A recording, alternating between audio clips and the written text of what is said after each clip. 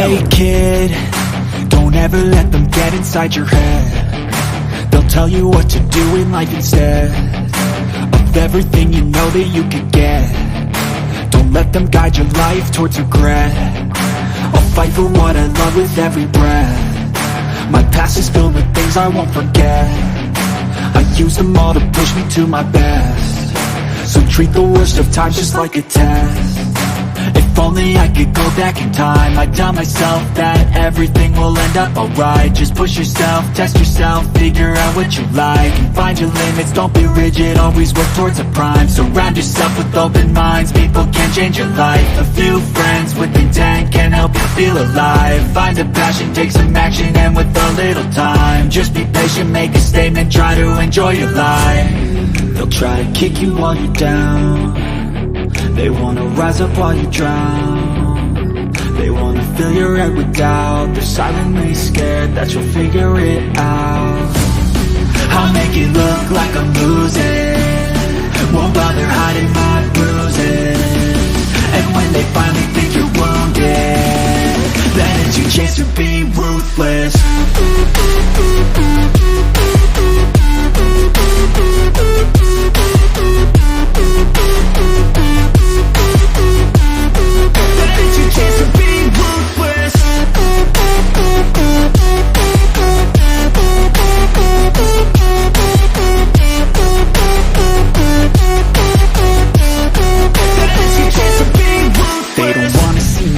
They don't wanna see me care. Anytime I make some progress, I can see that they compare. I think everyone's against me, maybe something in the air. Am I paranoid? I swear a void is forming and they're scared. I walk a straight path, not many can say that. I'd like to play fast, cross me and there's payback. You better pray that I don't see your face at any place that I go. I know you hate that. I've been doing fine, I'm not wasting any more time. I live for the fight and the climb, and I think that the pain that's deep inside is what defines. So I won't give up, I'm gonna make it to the top. I don't care what's in my way, I swear I'm never gonna stop. I could fall flat on my face and I swear I won't give back up, cause I don't deserve a thing and the road ahead is tough. They'll try to kick you while you're down. They wanna rise up while you drown. They wanna fill your head with doubt. They're silently scared that you'll figure it out.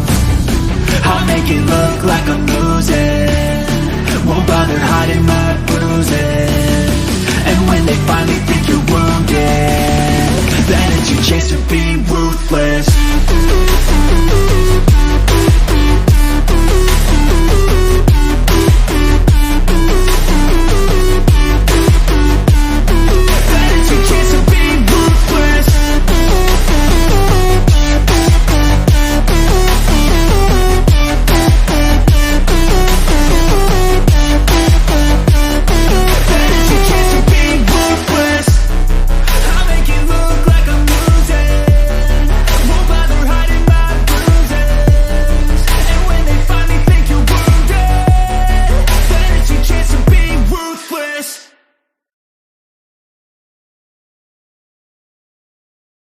When there's nothing left but the fire in my chest and the air that fills my lungs, I'll hold my tears and trade my ears for a glimpse at kingdom come. On the other side of misery, there's a world we long to see. The strife we share will take us there to relief and sovereignty. Oh, by God, we'll have our home again. By God, we'll have our home. By blood or sweat, we'll get there yet. By God, we'll have our home. In our own towns, we're foreigners now. Our names are spat and cursed. The headline smack of another attack, not the last and not the worst. Oh, my fathers, they look down on me. I wonder what they feel to see their noble sons driven down beneath a coward's heel. Oh my God, we'll have our home again. By God, we'll have our home. By blood or sweat, we'll get there yet. By God, we'll have our home. The road is dark, the way is lost. My eyes, they strain to see. I struggle forth to find a friend to light the way for me. Oh, brothers, can you hear my voice, or am I all alone? If there's no fire to guide my way, then I will start my own. Oh my God, we'll have our home again. By God, we'll have our home. By blood or sweat, we'll get there yet. By God, we'll have our home. Oh, by God, we'll have our home again. By God, we'll have our home. By blood or sweat, we'll get there yet. By God, we'll have our home. Damn right we will. Welcome to 23, and we're going free. Trumpet today is Trump taxes show foreign income from more than a dozen countries. And featured stories, Tate arrested in Romania, meet Ray Epps. Damning new details emerge exposing massive web of unindicted operators at the heart of Patriots Day. Kanye West missing, and Republicans rage over White House plans to slow investigations. We have the wonderful and indomitable Yizz as our guest today, and our going free lesson is from the glossary, road blocking, and the MP White history is shameful. Your calls, comments, questions, and then there is this. A group of old men were complaining about getting older at the New Year's party. 60 is the worst age, says the 60-year-old. You always have to pee, and then you end up standing at the toilet and nothing comes out. Actually, says the 70-year-old, 70 is the worst. You can't crap, and you take laxatives, and then you sit on the toilet all day, but still nothing comes out. Actually, says the 80-year-old, 80 is the worst. You must not be able to pee, said the 60-year-old. Nope, says the 80-year-old proudly. I piss like a fire hose every morning at 6 a.m. Then you must not be able to crap, said the 70-year-old. Nope, says the 80-year-old proudly. I crap every morning at 6:30 a.m. on the nose with the force of a geyser. If you can pee and crap, what's so bad about being 80 years old? The 60-year-old demands of the 80-year-old. I wake up at 7.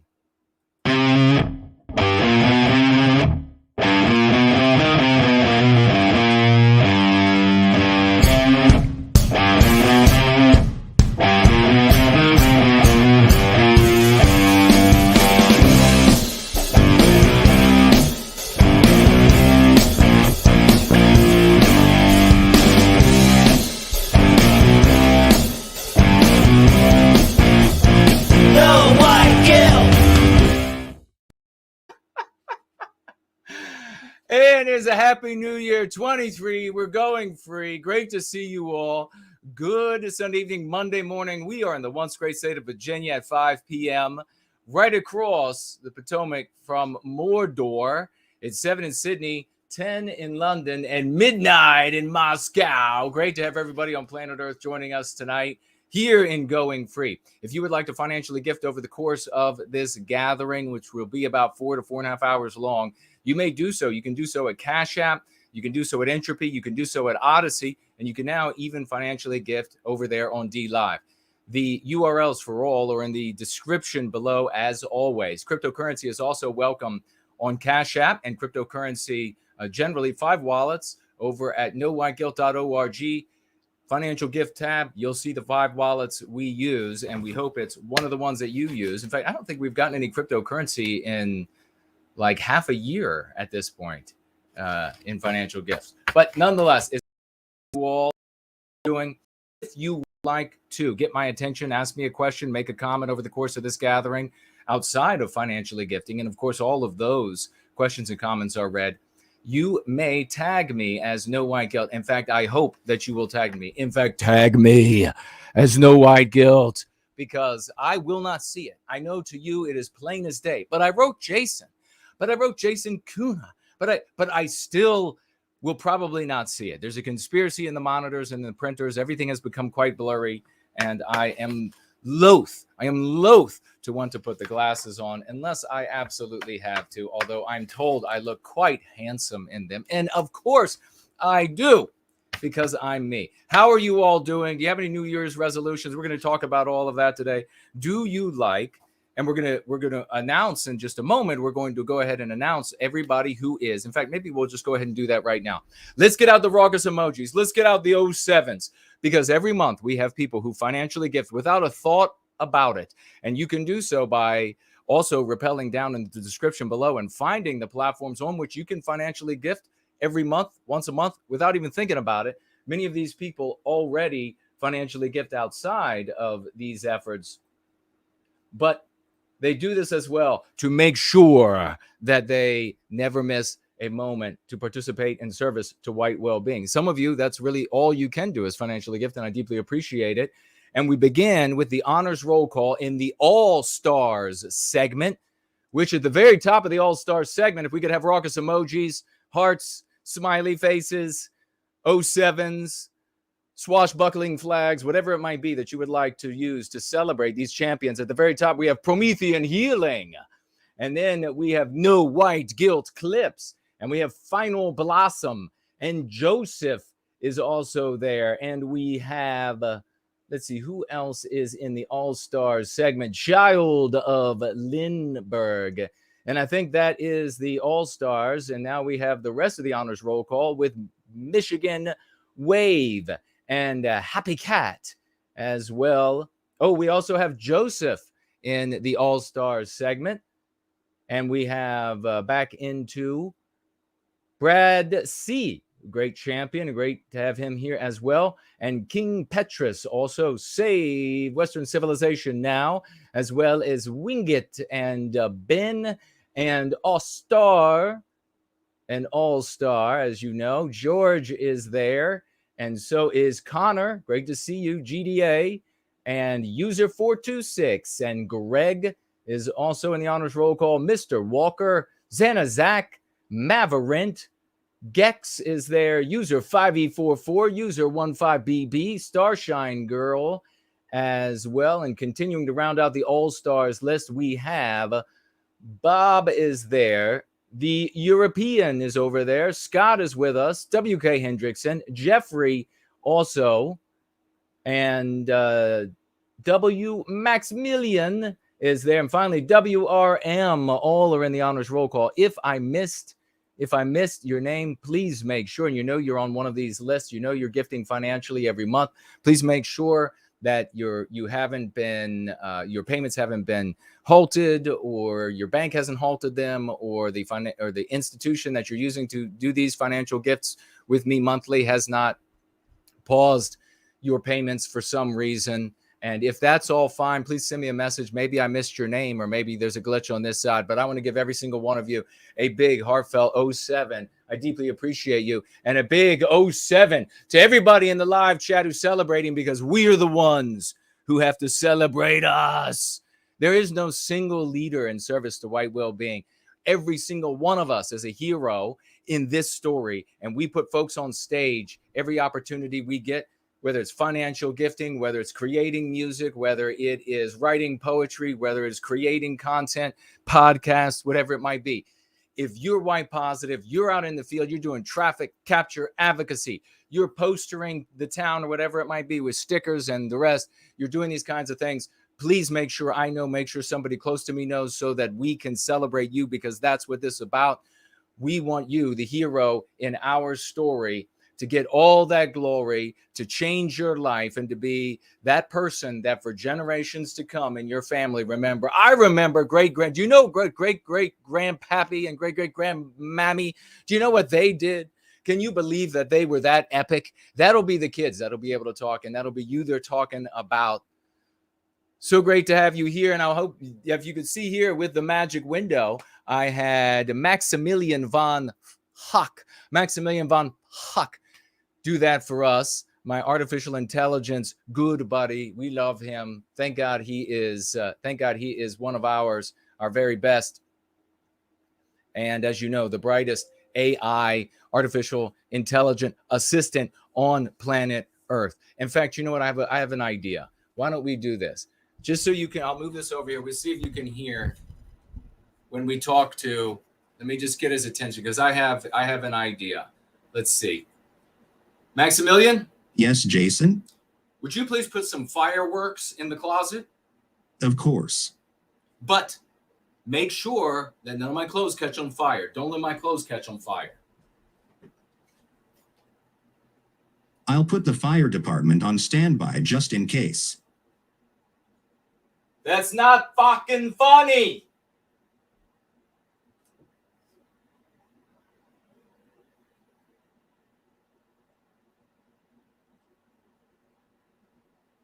Maximilian von Fock, everybody. Round of applause for Maximilian von Fock. He came through again for us. We are the only show and gathering in the white sympathetic sphere who has an AI that can do this kind of thing, and we love him. God bless you, brother. Maximilian von Fock. All right, let's get into some of these sordid tales that we have to cover today. When we hit the top of the hour to about 6:15, we will bring on the great Yizz the Unifier. And if somebody could tell me, let me just have another look over here. If somebody could go over to Entropy and make sure that Entropy is working. If somebody could jump over there and let me just see if it's showing up. If you can, if you're having a problem, please tell me that you're having a problem getting onto Entropy. We might have to address that while we are live, but we can do that because we are capable of such things. Great to see everybody here. There's the wonderful 4-Null, Hyperborean Dream, JK160. There's Yizz, Azimuth Clark, Mr. Theron, Glenn, Cyborg, George, Helios Abbott. Great to see you, brother. Elaine Sabatino. Wonderful Elaine Sabatino. There's the great Franklin. Never missing a day. He's a champ. Western kind art. Wonderful to see you. Promethean Promulgation. There's the great Kate. Hello, young lady. And Archangel is here. Sherry is here. Please let your friends know that we're together. We're having a hell of a good time over here in service to white well-being. Entropy, Popcorn Power says Entropy is working. Okay, good. So you were able to go over there. It's just not showing me that anybody is there. So I was curious about that. If anybody tries to financially gift there and it doesn't work, let me know. I appreciate it. May just tag me, get my attention. Trump taxes show foreign income from more than a dozen countries. Well, you know what? Before we even do that, I want to do two swashbuckling announcements, two big swashbuckling announcements as we get into this story about Trump briefly. We want to do this. We want to celebrate the great Raymond Foster, who has decided that he is going to begin in a very white positive way, 2023, going free in 23. He has decided he's going to start in a very big way, and he is going to be walking from Brunswick to, is this Molumbimbi? He's going to walk that entire distance, and he's going to be along that way spreading white well-being. I think he has that sign that he made, that epic sign that he has with him. So he's going to be walking along. Everyone's going to be seeing. He's going to be talking about white well-being. Let's get a big salute for that champion in service to white well-being. God bless him. Raymond Foster. We can be proud of that gentleman. That is really cool. The one and only Raymond Foster. That's how you start. That's how you start the year, 2023. The roaring 20s. That's where we are, ladies and gentlemen. I also want to celebrate another big champion starting 2023. The way he ended 2022. Let's see if I can do this. How would this work? Maybe it would be like that. And then like this. And then we'll see if you all. All right. Let's give it up for the one and only Franklin. Take a look at this. All over Virginia, this champion, take a look at this. Head of the GFC of Virginia. Stop anti-whiteism. It got the website on there. Even got my picture on this one down here. Stop white erasure.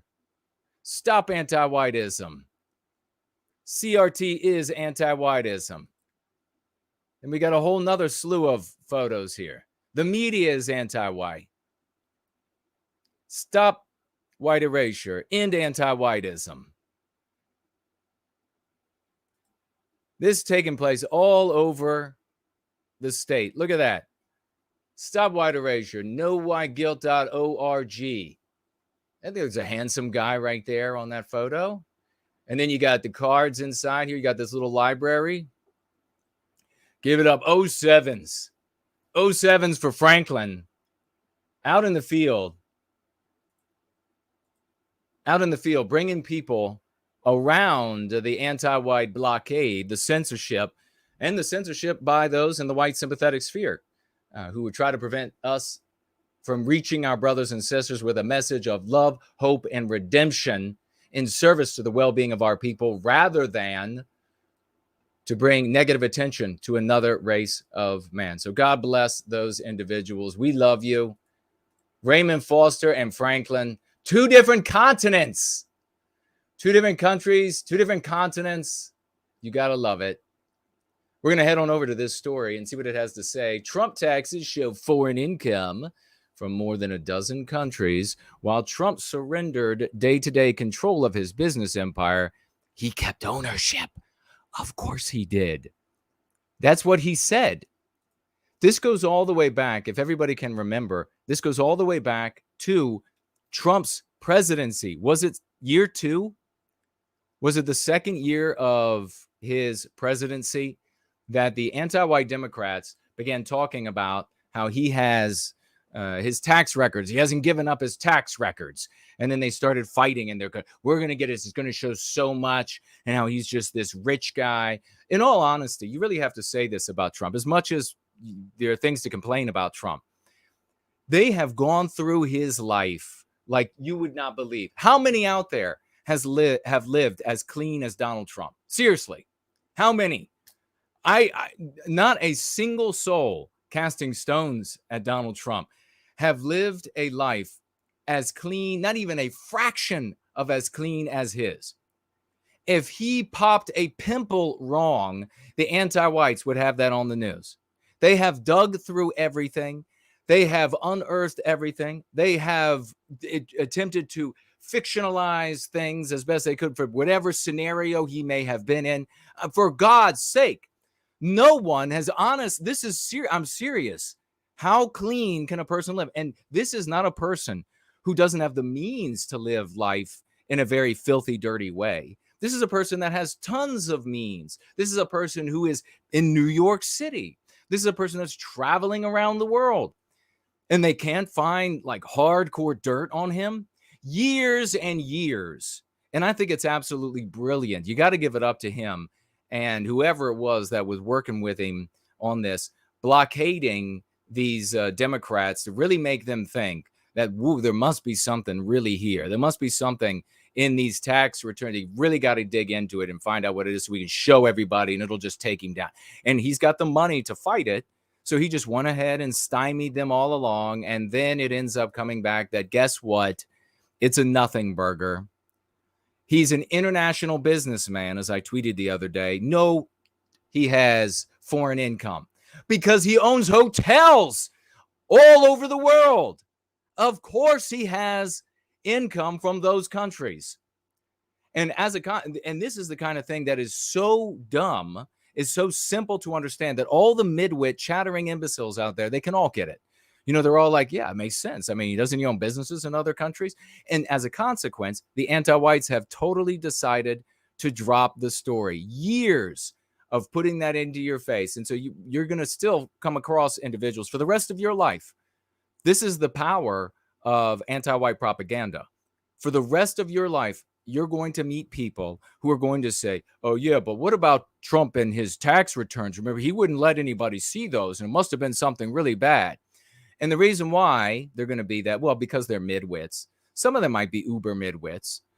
The midget wits, they probably won't remember, but maybe. The reason why they won't have the rest of the story is because the regime's anti-white media has decided, well, we're just going to delete it from history. Since it didn't end up anything, and since we end up looking embarrassed, and we had this ghost chase, there was nothing there all along, that we look bad. We don't want people to be thinking about that. We don't want people to be thinking about how clean Donald Trump is. And so we're just not going to talk about it anymore. It has kind of disappeared from the landscape. For the rest of your life, you're going to be encountering people saying, but what about his tax returns?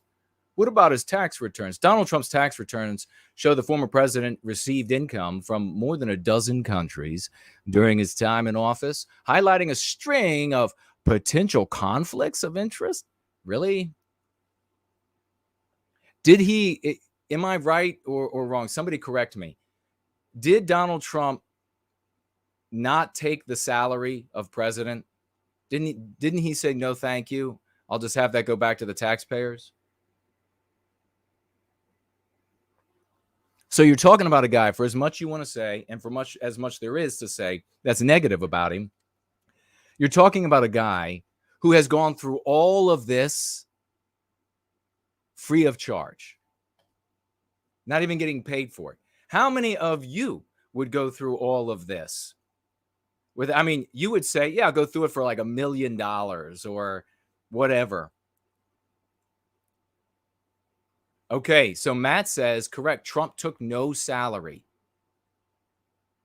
When you break things down, thank you, Matt. When you break things down and you look at what can we know that's for sure, where we don't have to speculate, we don't have to say maybe this, maybe that. We don't know tea leaf reading here.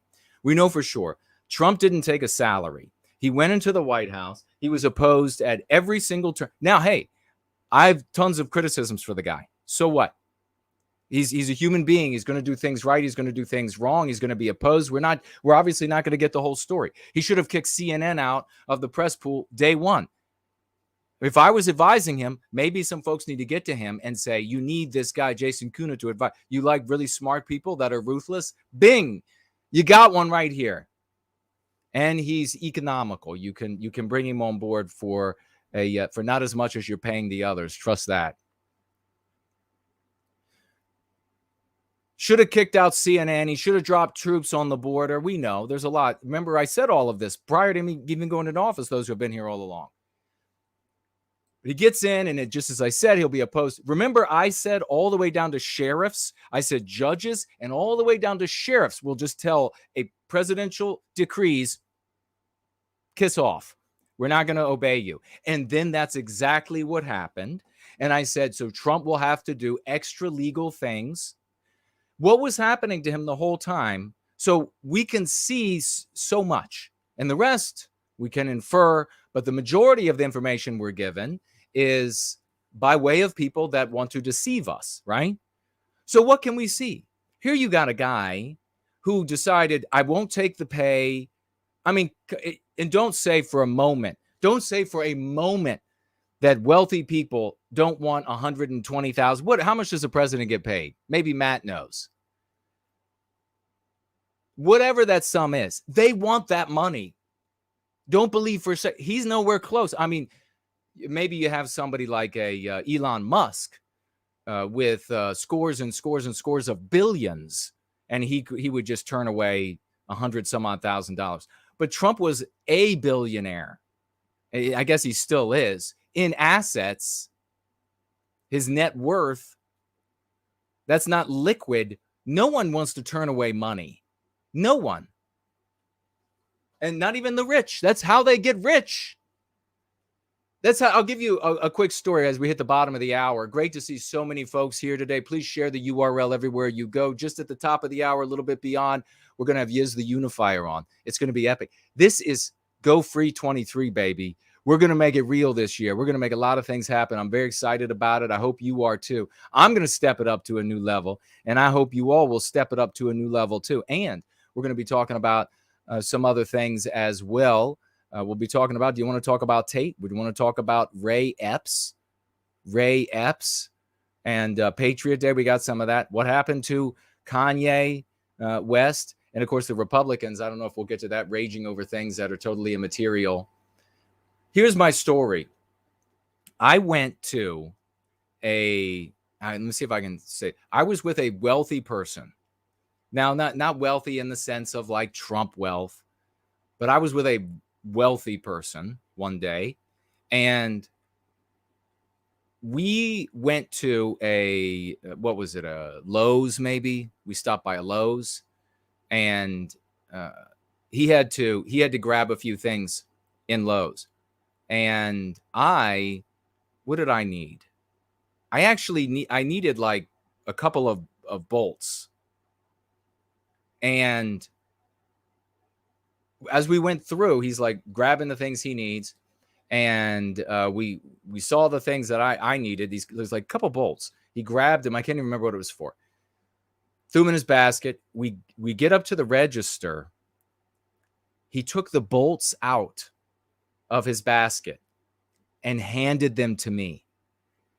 They were 4 cents.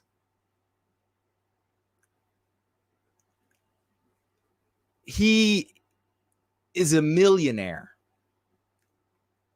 He took the bolts out and he's like, there are your things. The rich want money. So Trump saying, I won't take it, is a big thing, whatever it is. 400,000? Is it 400,000? No way. That can't be right. So Trump turning it away is a big thing. And then he goes through all of this that he's suffered over all these years, being even, in my opinion, kidnapped, abducted, in my opinion. I'm probably totally wrong, but that's, you can check it out for yourself. The testimonies out there. In fact, I think the commission. Did the commission even say that he was, per that little twit girl's testimony? That, yes, they did. They said that he tried to resist some part of a, how did they refer to it? Does Kate know? They gave like some sort of procession, like he was supposed to go from A to B. B was the White House, and then he tried to interrupt that. So I call that abduction. When the president says, I don't want to go there, I want to go here, and the driver says, no, I'm taking you where I want you to go. Come on. Where are all the ladies in the country and across the West? If you were with a guy in the car and the guy's like, I'm taking you where I want you to go. Unless he's, unless you want that to happen, which is possible if I'm driving. But that's usually called abduction. So he went through all of this. We get to the end here, that digging through the tax returns, digging through all the documents at his house. This guy is squeaky clean. And people still continue. For what? I think there are a lot of people out there who just having tantrums. Trump's returns, which were made public by House Democrats on Friday after a lengthy legal fight, disclosed income from 2015 to 2020 from a wide range of foreign countries, including Canada. Panama, Caribbean island of St. Martin. Ooh. And the Philippines, the United Arab Emirates, and the United Kingdom, among others. Oh my God, string him up. Bottom line to this, and we don't need to hear anymore, we get on to the next story, is Trump's an international businessman. He owns businesses of various types, whole neighborhoods. He owns around the world. And of course, he's going to have income. The reason why you're not hearing any more about those tax returns is because there's nothing there. Did anybody see if entropy is working or not? Let me see if I can do this really quickly. And we will.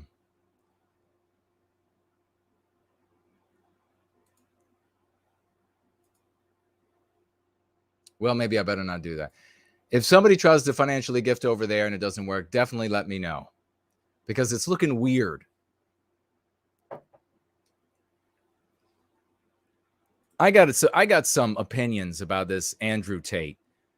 Does he actually own an e-girl website? Is that where this guy makes his money? Because that's what I keep hearing, is that he owns some sort of an e-girl website. And oh, by the way, when it comes to Trump, baby, we are on the Trump train here in service to white well-being. Why? Not because we're adults. We are adults in service to white well-being. We take wherever there is wind that blows in the direction of white well-being, which the Trump phenomenon is one of those things. We take that, we harness that wind. Those are good folks who like Donald Trump. It's the Trump phenomenon is full, is brimming, is surfeited with beautiful, wonderful, heroic people who love the country. A lot of these Trump supporters are implicitly white positive. They are implicitly white positive, and they're becoming more explicit when they see white well-being. We could talk about that too. But then the rest of them, or not the totality, but the majority of what's left there, are the kind of people that love the things about this country, the things about the West, whatever race they might be, that are Western, and they want those things to stay that way.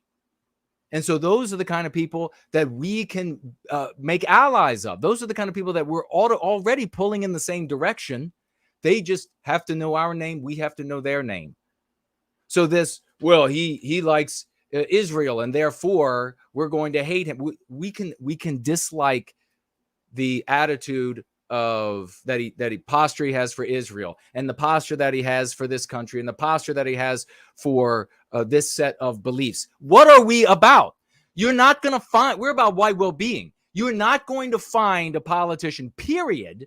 You are not going to find a politician that's going to have a chance in hell, that is going to stand up in front of the West and say everything that we say without any variation whatsoever, and not tread in any direction whatsoever that we find objectionable. There's no such thing. So you want to complain about every little part? You want to complain? Well, his kids married Jews. So what? I don't care. I'm not married to them. That's not my in-laws. I don't have to spend my days with them. I don't care. What I care about is white well-being. What I care about is the West. What I care about is these United States and Canada and United Kingdom and Germany. And that's what I care about. That's what I care about. And the good people of all races who live in these countries. That's what I care about. And so we're going to get there because we're mature, intelligent. We're effectively, per force, a guerrilla operation, poorly funded as all hell, that's functioning on our intelligence, on our creativity, on our industry, on our courage, on our love, on our commitment. That's how we function. That's how we achieve. That's how we've changed the lexicon being used around the world and continue to do so. And 23 is going to be amazing, baby. Everybody's telling me this. 23 is going to be amazing. For us, the anti-whites are going to do a lot of awful. We're going to do a lot of good. That's how, remember I told you about this at the beginning of the decade. All right? All right. But everybody's talking about this. Everybody's talking about this Andrew Tate. And it's a perfect story. They go together. It's like thatched. They go together because you have a population who consider themselves right of center. Now, we do not use anything from the anti-white narrative. So this dichotomy of right, left, that belongs inside the anti-white narrative. We will reference it when speaking to vagues out there in the world so that they understand what we're talking about, right? But we don't use it to understand ourselves. In fact, we have the great Fourneau created that meme at the beginning that I shared where the only dichotomy you need to understand is white positive, white negative. White negative, you're focused on other races of man. You're saying negative things. You're talking about the ugly aspects in those groups of people as what? They claim it to be for the benefit of white people. It's not for the benefit of white people. That's why these people are all gone. That's why we had this wonderful divorce. Talk about liberation, baby. That's why we had this wonderful divorce. Because they have a different objective. It was never going to work out in the end. A totally different objective, to bring negative attention to other groups of people. So what ends up happening? The explicits and the implicits in the white sympathetic sphere are in deep need of a leader. They are in deep need. And of course, they have one in me, and they have one in Fourneau, and they have one in Slots, and they have one, and we could just, in Mr. V, and we can go on down the line. But they don't like, they want something ugly and violent and bad charactered, because that's what they are, the majority of them. You have this lowest common denominator. They're the loudest, they're foaming at the mouth, and they push people. The average person have no way of picking what's a good leader. They have no idea what one is. They've been away from it for so long. None of the media, none of the movies shows them what a good leader looks like, how they act, what their character is. No. It's the opposite. It's all these, the protagonists in the books, the movies, the TV shows today are degenerates. They're psychopathic murderers. And then you see like whole communities who suddenly they're like, a movie comes out and they're like, oh, I'm just like that protagonist. I'm just like that psychopathic lone murderer. I mean, can you believe that's how they think? That's how they behave. They strive to want to follow and be like that. And so when you have this low IQ'd, degenerate rapper, anti-white rapper, who decides that because he is, and we're going to get to his story in a moment, because he is having a tough time with his family, he's going to take it out on another group of man, another race of man. You have all of these people, and the most deranged, of course, the explicit white sympathetics, who immediately latch onto him. But it's not just him. It's people like Andrew Tate. Who is this guy and what do people actually know about him? He was a kickboxer, and he's certainly not in that kind of shape anymore. If he wears these like smoking jackets and all you can see there's no muscle whatsoever on him. He might still be able to fight all right, but no muscle. Nobody else who's professionally fighting would have a problem taking care of him in a minute.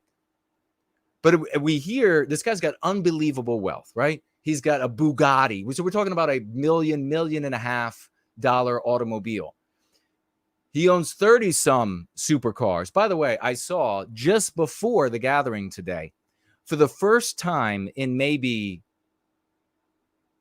a couple years, I saw a supercar. It was a Ferrari. I guess it's the newest GTB. I'll have to look it up. Unbelievably. I mean, it's just sex on wheels. Oh, that car. I would.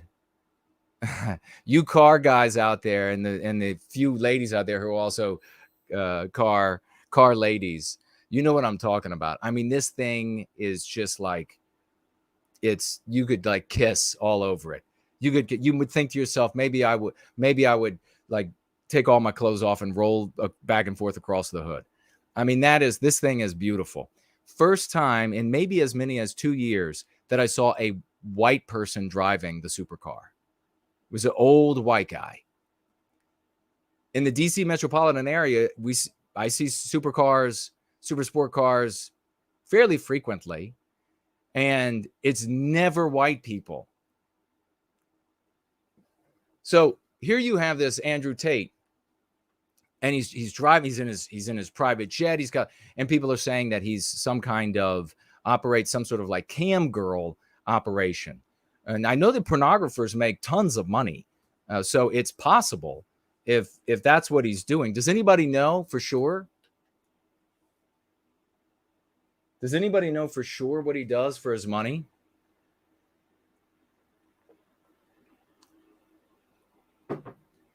So here's this guy making just unbelievable sum of money.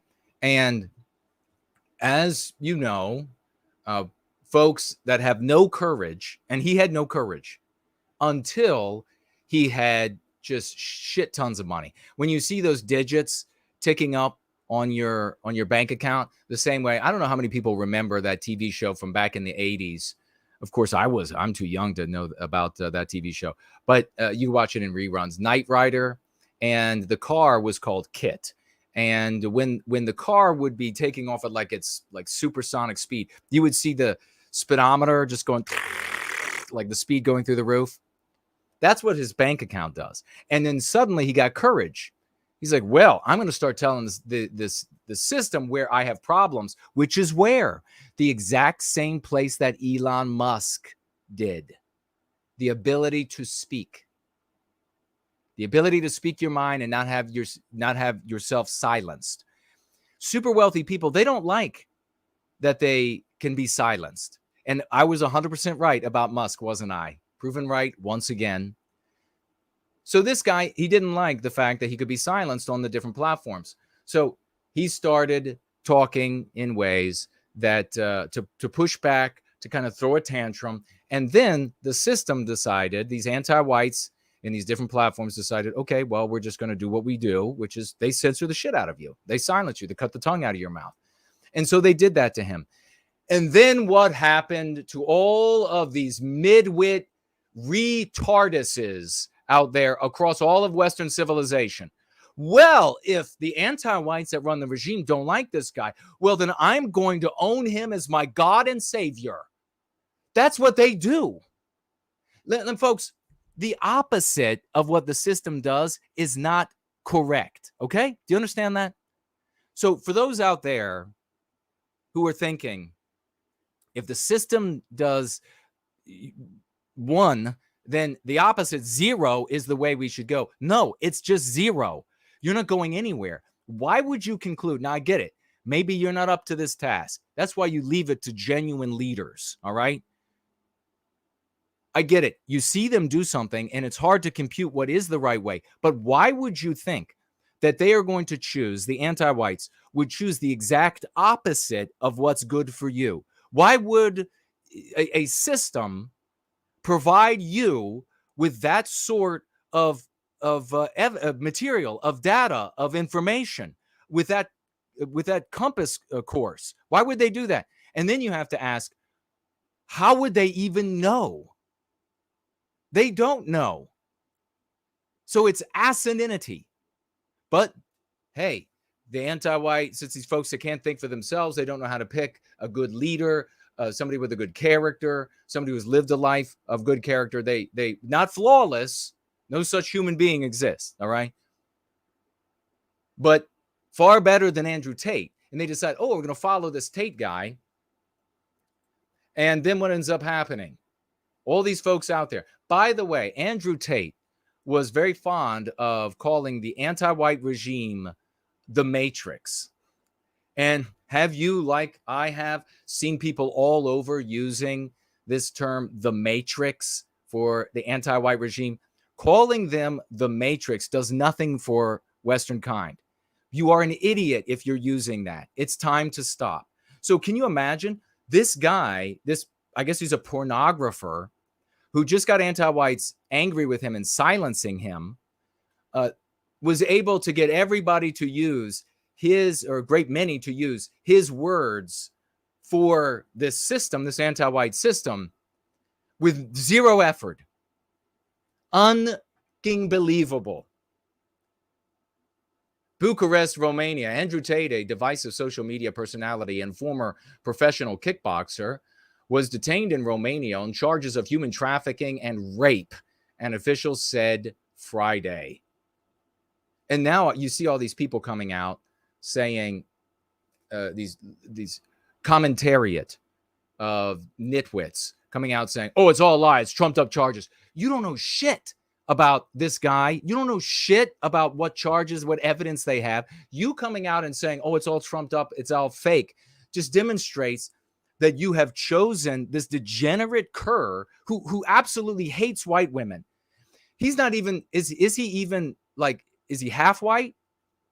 And his mindset toward women in general, and this is wrong toward all women in general, but nobody's caring about the white race, so I'm going to step in the void, and I'm going to say this kind of guy deserves to have his head caved in for the kinds of things he advocates that men do to our white women. He advocates that you find the vulnerable, you take advantage of them, you use them, you have sex with them, you talk them into having sex with your friends, and then you just get rid of them. That's what he advocates. And you're going to stand up and say, oh, the charges are all trumped up. This is his religion. This is how this guy talks. And you also see these people in the explicit white sympathetic sphere who hope that he'll show up and sprinkle some dollars down on them. And so they try to have this like sort of a mid-range opinion on this Andrew Tate guy. You all got to learn to grow up and choose proper leaders. Tate, a British citizen who previously was banned from various social media platforms for expressing misogynistic, now that's mean pathogen, views and hate speech, mean pathogen, was detained late Thursday along with his British brother Tristan in the Lvov, I don't know how to pronounce that, Lvov area, north of Romania's capital, Bucharest. Two other suspects who are Romanian were also in custody. Beautiful women over there, Eastern Europe. How many of our beautiful white girls has this degenerate piece of waste despoiled? How many has he found and deflowered? And you support this guy. I hope that if these charges are true, they execute him. Is that permissible in Romania? How's that for an opinion about Andrew Tate? If it's real and he was raping and he kept people imprisoned and whatever it is, he was doing this to young women, then I hope they execute him. And I hope in Romania they're still manly and they will do it publicly. All four will be held for 30 days during an investigation after a judge extended their initial detention period of 24 hours, said Romano Bala, a spokesperson for Romanian anti-organized crime agency Dilcat. Bala said the decision wasn't final and that all four suspects have already appealed the extension, which is unlikely to be heard in court before next week. Four suspects in the case were arrested on charges of being part of an organized crime group, human trafficking, and rape. The agency said the British citizens recruited women who were subjected to, quote, acts of physical violence and mental coercion, sexually exploited by group members, and forced to perform pornographic acts intended to reap important financial benefits. If he was into pornography, then it's very likely this is the kind of argument they would make to the girls. You're going to make a lot of money. you're going to make a lot of money. You just have to have group sex here, and then you're going to make a lot of money out of this. So, and then the pressure, you're not really allowed to leave.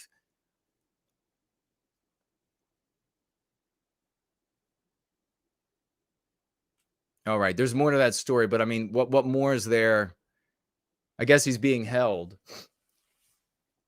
And anybody running to his defense is also defending his treatment of women and his advocacy. And by God, that no white guilt, Jason Kuna, is no suck up, is no simp to women whatsoever. I argue all the time about men being in total charge of the house, of politically, of society, etc. But men and women are puzzle pieces. They fit together physically, mentally, spiritually, emotionally. They're meant to come together for the good of the creation and perpetuation of our society, our biospiritual projection, and our progeny, so that it continues and increases over time. Both have roles to play. But doing this to our white women is the kind of thing that should get his head cut off. Maybe they do that over there. But unbelievable that so many people chose this guy as some sort of leader.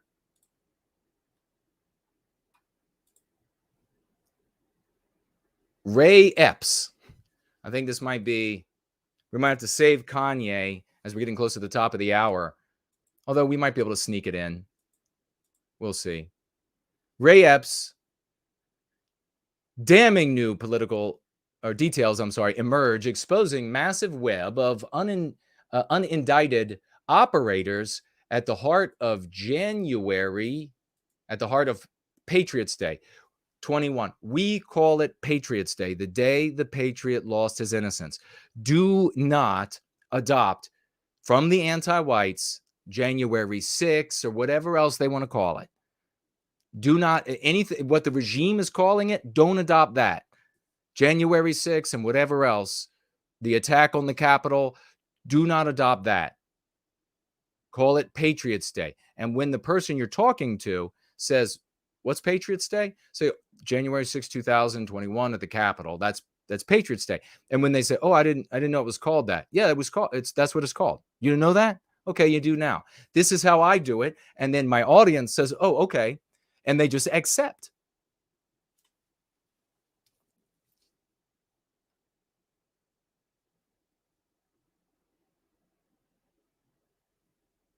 Ray Epps.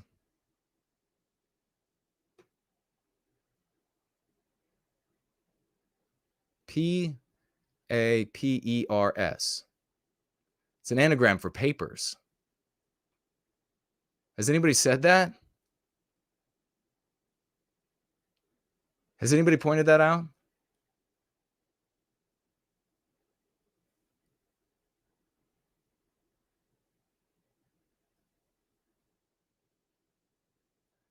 We'll probably find out at some point in the future that it was, like 20 years from now, that it was Operation Papers.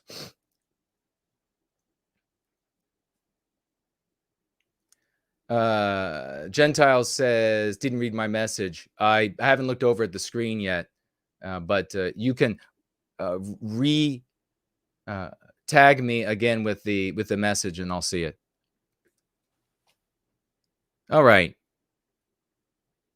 Where does this story actually begin? 6 weeks ago, Revolver News published a blockbuster investigation report on Ray Epps, a man who, more than any other individual, appears to be the key to unlocking the question of active federal involvement in the so-called Capitol siege of Patriots Day. Out of all the... God, let me see if I can make this a little bigger. This darn...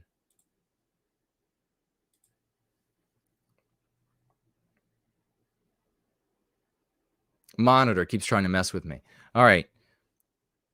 Out of all the thousands of January 6th protesters, Patriots Day protesters, And the thousands of hours of publicly available footage from that fateful day, Ray Epps has turned out to be perhaps the only person nailed dead to rights, confessing on camera to plotting a pre-planned attack on the Capitol.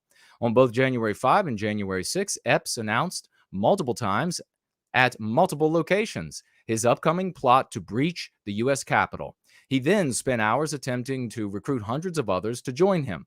On top of it all, Epps was seen leading key people and managing key aspects of the initial breach of the Capitol grounds himself. And there's all this video footage. Have you all watched any of it? Let me do this. See if we can remedy entropy.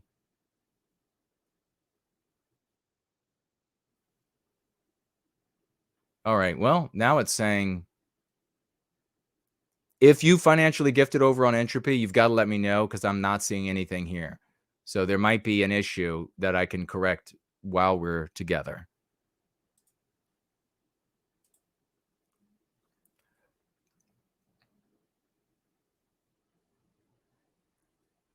Okay, where are we on this Ray Epps? It is noteworthy that this Ray Epps breach occurs just 1 minute after Capitol Police began. Oh, no, let me step back up a paragraph. It would be one thing if Epps' repeated calls on January 5 to, quote, go into the Capitol had simply amounted to bluster, but Epps followed through on his stated mission to shepherd others inside. In clips 4 through 6 of the above compilation, we see Epps actively orchestrate elements of the very first breach of the Capitol barricade at 12:50 p.m., while Trump still had 20 minutes left in his rally speech. It is noteworthy that Ray Epps' breach occurs just 1 minute after Capitol Police began responding to reports of 2 pipe bombs located at DNC and GOP headquarters, respectively. Rather conveniently, they already handicapped Capitol Police, thus had still fewer resources with which to respond to the barricade breach in question. While the pipe bombs turned out to be a dud, the Ray Epps breach proved faithful. Today, the official stories told by the New York Times, the Wall Street Journal, and the U.S. Justice Department all depict the apparent Ray Epps orchestrated 12:50 p.m. initial breach of metal barricades as the Big Bang event of Patriots' Day. In large part, the description is hardly an exaggeration. Indeed, it was 12:50 p.m. breach of the Capitol grounds in conjunction with a handful of suspicious individuals ripping down fencing and signage that set in motion the condition allowing for Patriots' Day to turn from a rally into a riot. I didn't see any riot. In this report, we will blow open this network of still unindicted key operators who appear to have been at work either with or around Ray Epps during the initial Capitol grounds breach.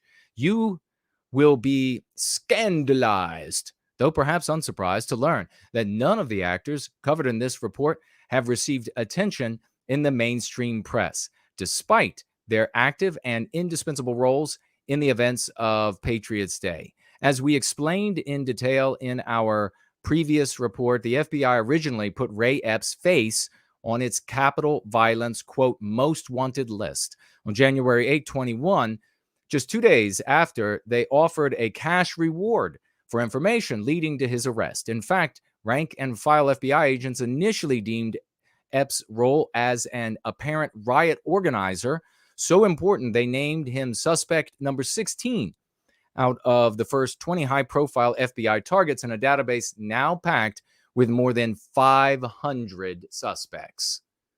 Then, 6 months later, on June 30, both Revolver News and New York Times published inconvenient stories that encouraged a more aggressive interrogation of the Ray Epps third rail, leading reasonable people to wonder why this publicly identified man on the most wanted list still had no charges filed against him. And don't think, though, that charges being filed against him means, if it happens, that he's going to jail.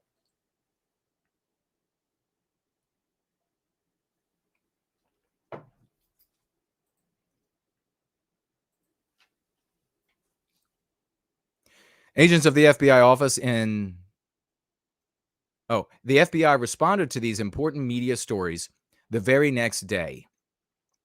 But their response was to quietly purge all online Ray Epps files from their website, then switch to a posture of, what? Who? Ray Epps?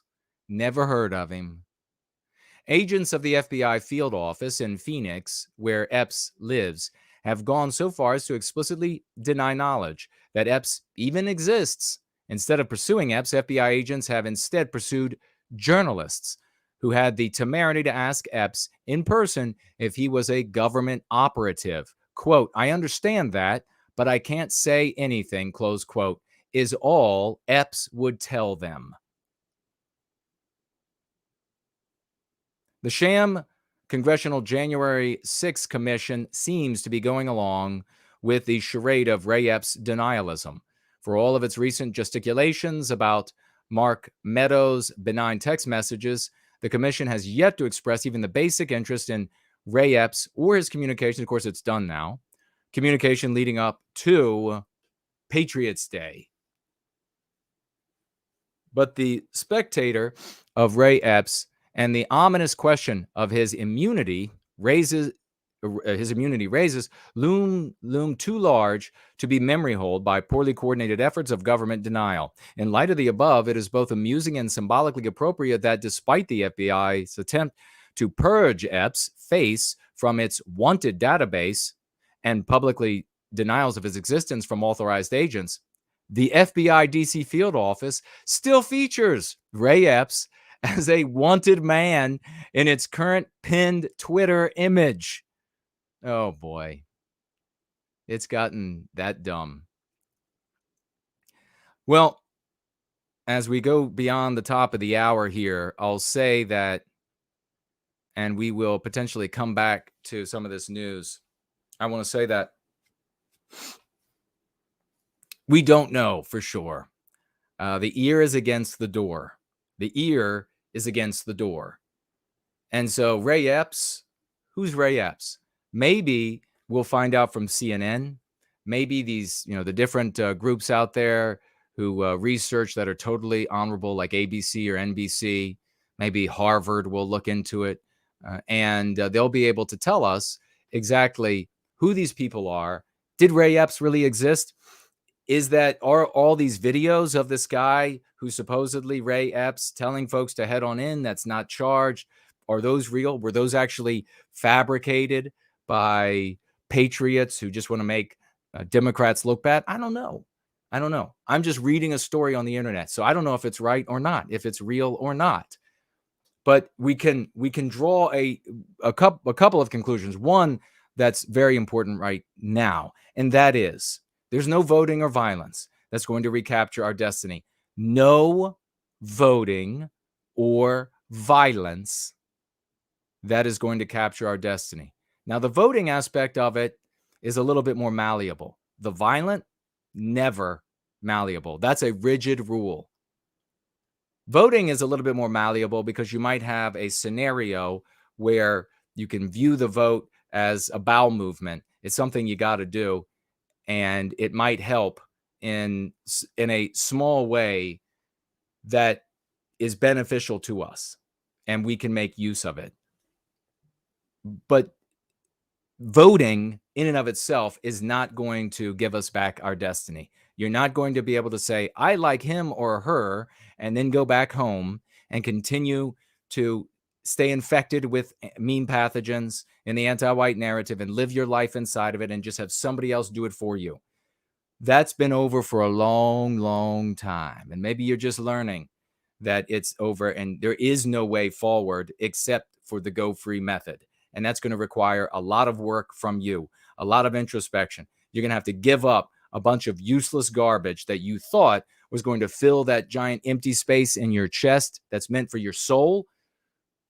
You thought it was going to be the NASCAR. You thought it was going to be the sports ball. You thought it was going to be the latest and most expensive pair of shoes or pocketbook or dress or whatever it might be. All of those, or something sexual or whatever it might be. All that stuff, you stuff all that into that giant hole in your chest, and then you still have the hole, because it's a giant black hole that consumes everything and crushes it down to oblivion, except for your soul, that biospirit of the West. That's where it goes. The Creator made that. It's got to be inside of you, and it's got to be healthy. It's got to be strong. You've got to tap into it. And someone who is tapping into it and doing a lot of good, of course, is Yizz. And we'll be talking with her in just a moment.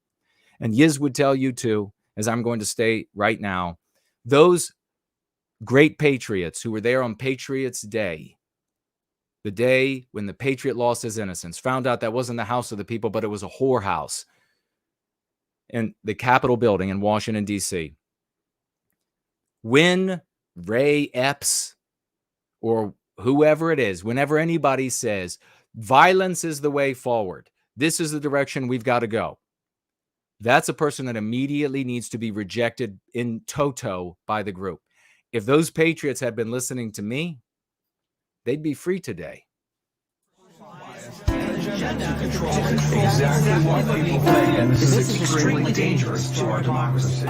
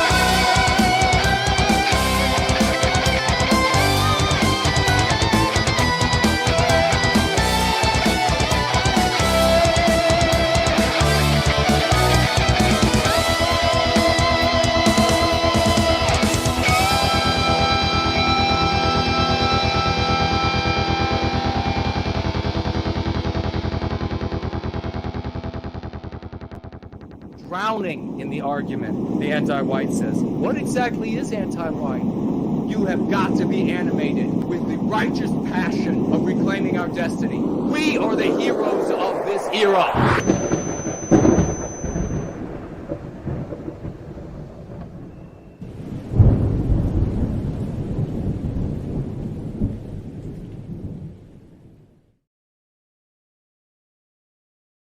Pull that down. And we'll bring on the great Yizz in just a moment. Let me take a quick look at anybody who may have tagged me in the live chat and your comments. And looks like Numerical Courage says, I have no white guilt. That's awesome. Promethean Promulgation, great to see you, brother. Says he mocked, are you talking about Andrew Tate maybe? He mocked someone asking for help treating a terminally ill child. Is that Tate?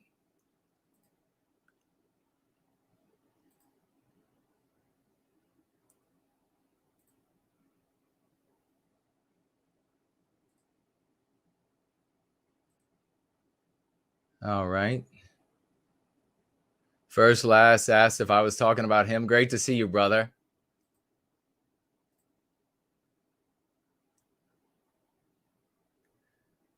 Had somebody asking for my occupation. You don't do that in the white sympathetic sphere, my friend. Just so you know, you don't ask people's personal info, because the anti-whites, when they have that kind of thing, they ruin our lives so that we can't advocate for white well-being. Numerical Courage says Tate also worships Islam. That's pretty repulsive of him. Stephanie is here, says she agrees with Jason. That's because Stephanie is smart. And sliding through the champions, saying to Fernola, saying to Cyborg to tag me as no white guilt. I guess he had a question or a statement for me. And then, okay, so there was the Gentile. Did you get back to me with tagging me? There's the great Reptile is with us. White Wolf is here. So many heroes. Masumi Rabbit, Paul, Hyperborean Dream. We have the great Yizz the Unifier in the wings. She'll be right with us. Promethean Promulgation says, if you have to enter an FBI building, me personally, would there be any particular danger for me to enter an FBI building or anyone entering an FBI building? Mind Over Magic says, thinks that the Epps guy is or was a Fed. JK160 saying, great song. That, of course, was the great Imminent Rain. The very first song for his album he's making. Of my book, Prometheus Rising, Take Back Your Destiny. All right. We have, ladies and gentlemen, I'm going to bring her right now. She's waiting. She's going to talk with us. She's got good news. It's 2023, and we have Yizz the Unifier with us. Hello, sister. Hey, can you hear me okay? Perfectly. How are you? Good. What's on your mind? Several Happy of New Year, my by the way, let me just weekly say. folk tithe messages for the last month or so have been to encourage you to plant seeds you can cultivate instead of burning bridges by speaking carefully and cautiously with your loved ones when it comes to the things that we're all passionate about. And I had good success with that, and I wanted to come on here and celebrate it with you guys, as well as give you some encouragement about how we can go about white well-being and planting seeds. For those of you that might be like me, that don't have much money, don't have any power locally, ways that you can use your language and encourage white positive things to maybe happen through others in your life. And I wanted to come on and just share that with you guys tonight and let you know about the personal successes I had with my family in the last couple of weeks. So That's beautiful. Please, that's Happy New Year, and we want to hear about this. Happy New Year to you too. Happy New Year to everyone in the white wellbeing community. I hope you're all doing very well. I am fat with holiday food. I've probably gained 500 pounds in the last week, but I bet many people are in that boat. But anyway, for the last couple of weeks, my family we're not huge anymore. You know, people move away, people die, etc. So I have, I think, 7 nieces and nephews. I can name 4 of them. But being where I'm from, I have a lot of family because people here have large families, and I've got cousins I've never even met. Excuse me. Out of the 15 or 16 cousins I do have and I talk to occasionally, I have 2 that are pretty close to me. And one of them came in to visit. Now, she only lives about an hour and a half away. She lives in and works in Knoxville. I don't know if you guys, surely most of you know Knoxville's a large city in Tennessee. It's where the UT Vols are, etc. She's been in education for a lot of years. She is currently working on getting something that's like a PhD, but not. I'm not an academic, so I have no idea about any of this. But just listening to what she had to say, there's some kind of doctorate you can get after a master's in some kind of education where it's like getting a doctorate, but you don't have to defend a thesis or whatever. Anyway, she's been working for a long time in kindergarten and elementary education. Most of the women in my family are into education, a few in nursing. So that's a pretty common thing. What's not common is she actually is aiming for administration or owning or starting a private school. And her husband, I don't know the name of the company, but it's a fairly decent company. It's really boring, banal stuff. I think it's industrial insurance or some shit like that. But he works in accounting. He's a certified accountant. They have a good life together. They have their first kid on the way. So they're doing really well. She's only 30. So, you know, she's just getting her life together and all of that. But she and I have been close for about 4 years. We talk a lot when she comes to visit. And she knows that I am politically active. She knows that I care about white well-being and things. And she, like most people in my family, I know that we don't use left-right here, but she's very Republican, traditional-leaning, Christian, that kind of thing. So is very much in tune with the political right of mainstream America stuff. So she talks to me about it a lot, like, oh, did you see what CNN said? That kind of thing, you know? Right. So it's really easy for me to open the door to talk about things with her when it comes to things on TV, things that might have been on the news. Easy to bring up white erasure, easy to bring up the disparaging of men in general with her. And one of the things that I knew that she cared about was stopping the racial bias against the domestic population. Here's what she would call it. We would call it white erasure, obviously. So I think it was 2 days, maybe 3 days before Christmas, she came over to visit, and I got to talk to her for about 2 hours, just me, her, and my mother. And eventually her husband came in because he was out doing something with somebody else. But I got to talk to her, and it all launched off because of something she brought up. She said, Yizz, I know you're into politics and news and stuff. Do you like Matt over at the Daily Wire? And I said, I saw an opportunity and I jumped on it immediately. I said, oh, yeah, that Matt Walsh guy. He's been real good about this anti-white stuff. You know, all the anti-white stuff that's big right now? And she's like, oh, yeah, I hate that. That really chaps me and all this other stuff. So after a few minutes of fun, just, you know, chatting back and forth, I said, whenever you get into administration or you have control over the curriculum, will you consider removing the word racist and racism from the curriculum because of what we've talked about it being an anti-white word? And what she said surprised me. She said that her and other educators in Knoxville are already talking about doing that. That the R word is so heavily and ugly used in the system that there's a lot of people that work in education that don't even want to use it anymore. They don't want to talk about it. They just want to use the terms racial or ethnic bias and why that should be taken off the table, or how that should be used to diffuse animosity between ethnic and racial groups. And I was totally shocked by that. I was like, wow, to hear someone who works in education that is talking to other people who are interested in administration of education. And for those of you that don't know, administration in education doesn't just mean keeping order in a school. Administrators also have a lot of leeway over what books to include in curricula, what language to add, what language to strike, that kind of thing. And I asked her what her goal was, if she wanted to, work at a public school or maybe be in administration that works in Knoxville or something. And she said right now it's not looking like public schools are going to be anything good. So her and the other people that she respects, they're considering starting their own private education collective, which is going to be like a mix of a private school and homeschools that work together to share education material. And so I got to tell her about Brant Danger and the School of the West. And so we got to sit there around my family Christmas table and our Christmas tree with my mother, and I got to show her on her phone Brant Danger's School of the West. And she said, "Oh, this is fantastic. This is like some of the stuff we were talking about doing." And I was like, "That's great. You should maybe contact him." And so she's not only going to be sharing School of the West with people, but I'm going to try to get her in direct communication with Brant Danger. So I'm going to be talking to Brant Danger about that soon, and hopefully we can get that set up. But the thing that I wanted to bring up here, that's the most important thing, I didn't have to browbeat anyone. I just used the Go Free lexicon. I used meme curatives, which I've used with her many times in the past. She's one of the only cousins I talk to with any regularity. And I've used things like Hollywood Isn't History and that stuff with her. And she really likes that stuff because she's really smart.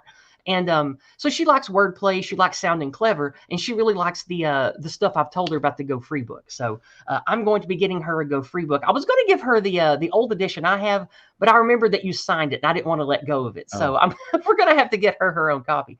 But anyway, I'll send another we had fun talking, and after like an hour of this, her husband came in, and she said, "Hey, Yizz, what was that again?" And that's when we got to pull up the School of the West thing on her phone. And then for like 20 minutes, I got to talk to him about lexicon, why the R words are bad, why we should rally around the terms anti-white and anti-Western, because calling it things like Marxism or feminism or communism or Islam or any of these other words that you hear the regular right establishment trying to distract us with.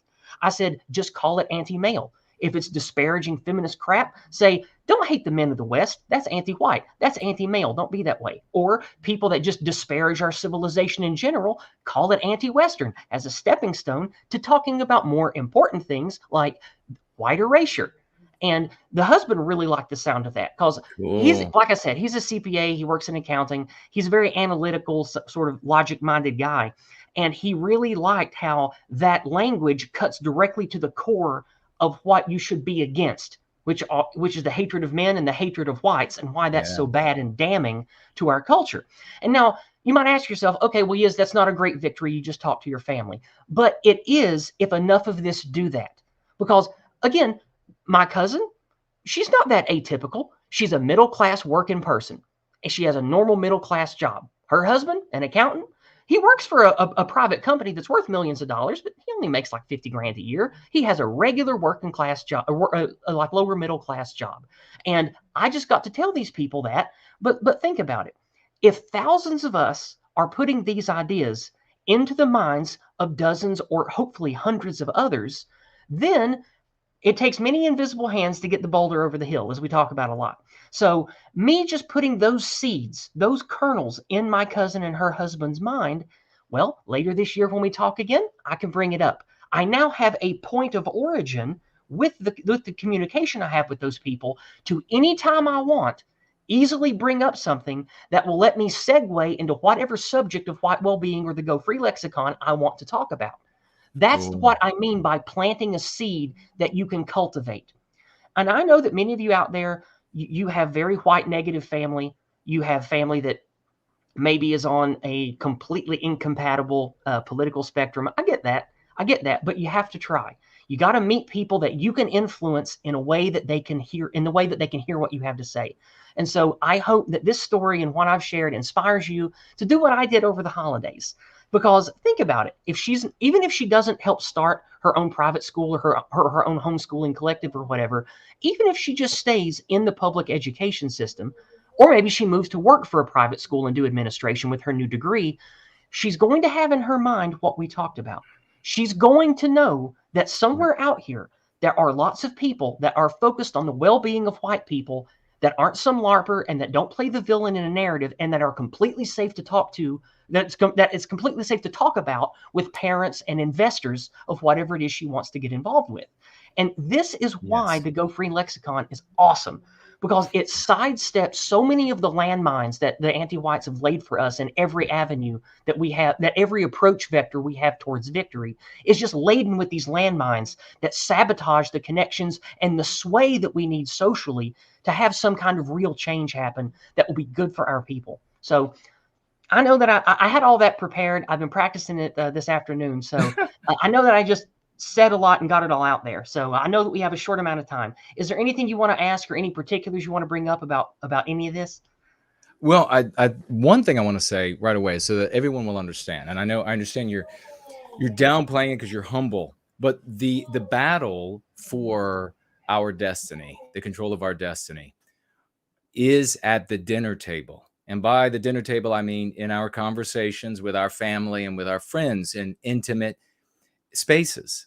It's not fought in the streets. It goes from the table, and by that, of course, I mean those intimate conversations. It goes from there to groups of people at schools, to groups of people, at the office, to groups of people at the shop. And then it grows larger, and then it can be in places like out in the streets. It can be very large protests. There's few things more anemic and pathetic looking than like what I used to participate in, where it would be like, I don't know, like 5, 6, 8 guys standing on a corner somewhere and holding up a number of placards. You look pathetic when you do that. 2 guys can look strong. 1 guy out by himself can look strong, but you get like 5, you get 8, and then they're wondering, well, where are the other 200 that should be there for it to be meaningful? So you don't get to that place by skipping where the battle is actually fought. People in the streets and groups of people at the shop and at the office and etc. That is a consequence of the battles being won at the dinner table.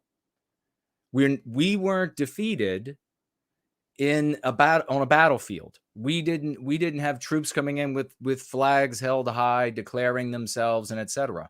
We were defeated at the dinner table, where in literally countless occasions, your great grandfather, great great grandfather, and great great grandmother were morally spanked by the children who were being taught anti-whiteism at school and from the media. And they said, you folks, you're evil because you believe these things. And they won. And the parents thought to themselves, boy, adopting that moral framework, I am evil. And therefore I'm going to capitulate. And then each generation, each more of these conversations at the dinner table have gotten more and more anti-white. We're at the point now where you have people at the dinner table trying to stand up and indignantly, righteously say, we absolutely need to be able to change the sex of 6-year-olds, or we absolutely need to be able to do with chemicals or whatever. We absolutely need this because and if you stay in the anti-white narrative, their position is moral. You have to get out of the anti-white narrative. You need to use, and you can't say, I'm going to get into the morality of my religion. Your religion was beaten, all right? That conversation's over. You have to use the psychological defense for the psychological warfare. Then your religion can flourish behind the psychological defense. Then you can assert that religion's morality. But without the psychological defense, you have no chance. Whether you're an atheist, you have no chance without the psychological defense. So what Yizz is talking about is the most important thing. And there are going to be a lot of folks out there, Yizz, they're just not going to get it. They're not going to get that that's the most important thing. That's the most important battle that you have to win again and again and again. That's how wars are won. Yeah. That's how wars are lost. You remember that you'd like to add to what I just said? Yeah, directly with what you were saying right there. You remember how February of last year, about 10 months ago, I went to that big, I guess you could call it dissident meetup at that place outside of Nashville, where it was the sphere of influence of academic agent, Sargon of Akkad, people that are of the UK cluster started something that spread to America, and I've been a part of that for years, we had that big meetup where I actually got to speak for half an hour about the Go Free method, and it was a big success. You remember me celebrating that with you? Yeah, that was awesome. Well, one of the things that everyone in that room agreed on was going to protests, starting things violent, trying to create a revolution or whatever. All of that is absolute abject failure and only gets young men's lives destroyed. Yeah. And people in that room were of different religious beliefs. Some were Catholic, some were Protestant, some were atheist, some were also true. The only thing that bound us together in that room is we don't like what's being done to our civilization, and we don't like what's being done to men and white people. And so this meetup is by people who care enough to try to do something better. Like I told you, men who are starting businesses, men who are young and trying to build families, men who are trying to do things that actually build culture and build real things that are good for our people, instead of just trying to make another political rally or something even more destructive, right? So I got to speak to these men, and they loved what I had to say. I even got a standing ovation. I even told you that the patriarch of the group even shook my hand after it was done, and he didn't have to do that. He did that in front of everybody for a reason. He said I was a brilliant speaker and he wanted to hear more. Well, that is going to happen again this spring. And I've been told by the organizer I may get a full hour speaking spot. If I can, would you like to come and share that with me and us both deliver the Go Free method together to these men? Yes. Because if I can make that happen, I want you to be there with me, and I want them to hear it from us both. And I would love for you, the creator of the book, and remember, I took like 35 copies of it and gave it to them last year. Yeah. They'll know that, because these guys, they're hungry for books. They'll read books every day. They'll read a book. So if I could get the author of that book in front of them and we can make a good presentation together, I think it would be even stronger than if I went alone. But the reason I bring that up is the whole reason we have these meetings. Now, they happen all over the place. It's not just once a year. I get invited to a dozen a year I can't even go to just because of time and distance. Right. These guys are meeting up in Canada, America, the United Kingdom, Germany. They meet in a lot of places where there are dissident young people who know better than to do the Nazi LARP, who know better than to get involved in the political crap, because all it does is destroy your life and get you publicly known. These guys who meet up, they are conscious, smart, clean-cut, good physiognomy. They care about being moral. They care about being well received by their family and friends around them. These are people that are perfect for spreading white well-being. They just need the right tools and the right mindset to spread it like we do. And even if they don't and don't get on board like us, they will at least be exposed to it and have those ideas in their head. So if we can get in front of them, I would love to share that. And if possible, if I can get this spot for us, I would like Brant Danger to make a little 5-minute pitch video for why School of the West is good for all of the men in that room to share with their families and kids. And we can put that up on screen behind us, because you can do at these meetings, you can do PowerPoint, you can do slideshow projection stuff all digitally. People can even visit from that aren't there physically. They'll come in via cam. So it's a very good meeting type of event, we'll say. It's more of like a seminar than like a get together, but we just call them events. But I bring all this up because it's very important to be selective with who you think you can influence and who you think can then influence others. Like Jason's talked about many times, meeting with a bunch of losers, meeting with a bunch of people who were fat or stupid or just haters, or they were married to the Hitler cultists and all that shit. I've met those people too. They're going nowhere and they have no influence. No. One of the main things that the group that I'm in talks about is how we need to court. And for those of you that may be young, court is what we used to call dating, where you create an ensemble around yourself to present to the lady or to the man that you want to court, that you want to be romantically active with, and show them reasons why they would want to be a part of you. Why the lady being courted would want to be a part of the man's life. So we talk about, quote, courting the elite, courting the superiors, because unless you can get a Matt Walsh or someone in government or someone with $1 billion on board, it is very, very difficult to have any sway at all on a state level, let alone a national level in the United States.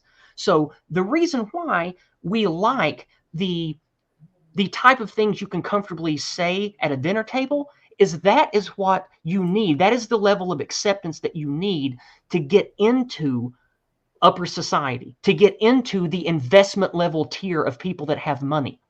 If you go to these people that have a lot to lose, maybe they own 6 churches, maybe they're an investment banker, maybe they have a big family and they're a somebody because their son is like a star journalist for a big network. If you use the name them crowd talking points, language, and pictures, you will never come within 100 miles of influencing any of these people. No. You just don't. And like you said a minute ago, how it starts at home. The guys that I talk to that care about influencing and creating culture, they know the things that you talk about, Jason. And these people aren't losers. They're people who have families and careers and money and investments and want to make a difference. And so I bring all of this up to inspire those of you listening now. You might not have the intelligence, you might not have the background, you might not have the skills to build a great business, to be a church leader, to create a school. You might not be able to do that. But I guarantee you, with the right mindset and the right passion, you can influence those who can influence those people, or influence those who will grow up to be those people. And so everyone should be on board with not just the Go Free method, but the morality and the consciousness of the applied Go Free method, the praxim that we use here in Go Free, which is being moral, high-minded, being about us and our well-being and why we're great, instead of the opposite of that for another group. Because when you're the opposite of that, despite what you think about the culture war or whatever, that kind of talk does not land in the ears or in the minds of the people that we need to advocate for white well-being. And so I'll pass it back to you after that. Well, beautifully said, without question. And I think over the course of 23, we need to continue to hammer home the reality that this fight for the control of our destiny is at the dinner table, and then it will grow from there. That's why the Go Free method, that's why I created something that was what we call a curative contagion, so that it would be shared. You would have the moral imperative, you would hold the moral high ground, and then those around you who agreed to various degrees would easily adopt what you were sharing, and those who were anti-white around you would be silenced by it, because they would then it would demonstrate that they were anti-white. And then it would be from those individuals in your proximity, family or friends, to those in their proximity, it spreads. And when you have an illness, which is what anti-white narrative is, what anti-whiteism is, when you have an illness that is uniform, there's no varying from what is the essential elements, or what are the essential elements of anti-whiteism. When you have something that's unvarying like that, a single remedy can defeat it everywhere. And that's one of the great big hopes. That's one of the things that, for those who have the sight to see, they can understand that something like this can happen very rapidly. It can change things very quickly. The moral high ground held by screaming mothers, especially today when women, they dominate socially and they dominate legally, screaming morally, righteously indignant women in the household, at the PTA meeting, Parent Teacher Association meetings, at the county meetings and things of this nature. When that begins to spread, it will be like wildfire. And we've already demonstrated proof of concept with getting people to adopt anti-whiteism, which hadn't been done before. And others now getting people to adopt things like Western kind and anti-white narrative. This is the battle over 23 that we really need to convince people of, to pull folks away from the idea that there's going to be some sort of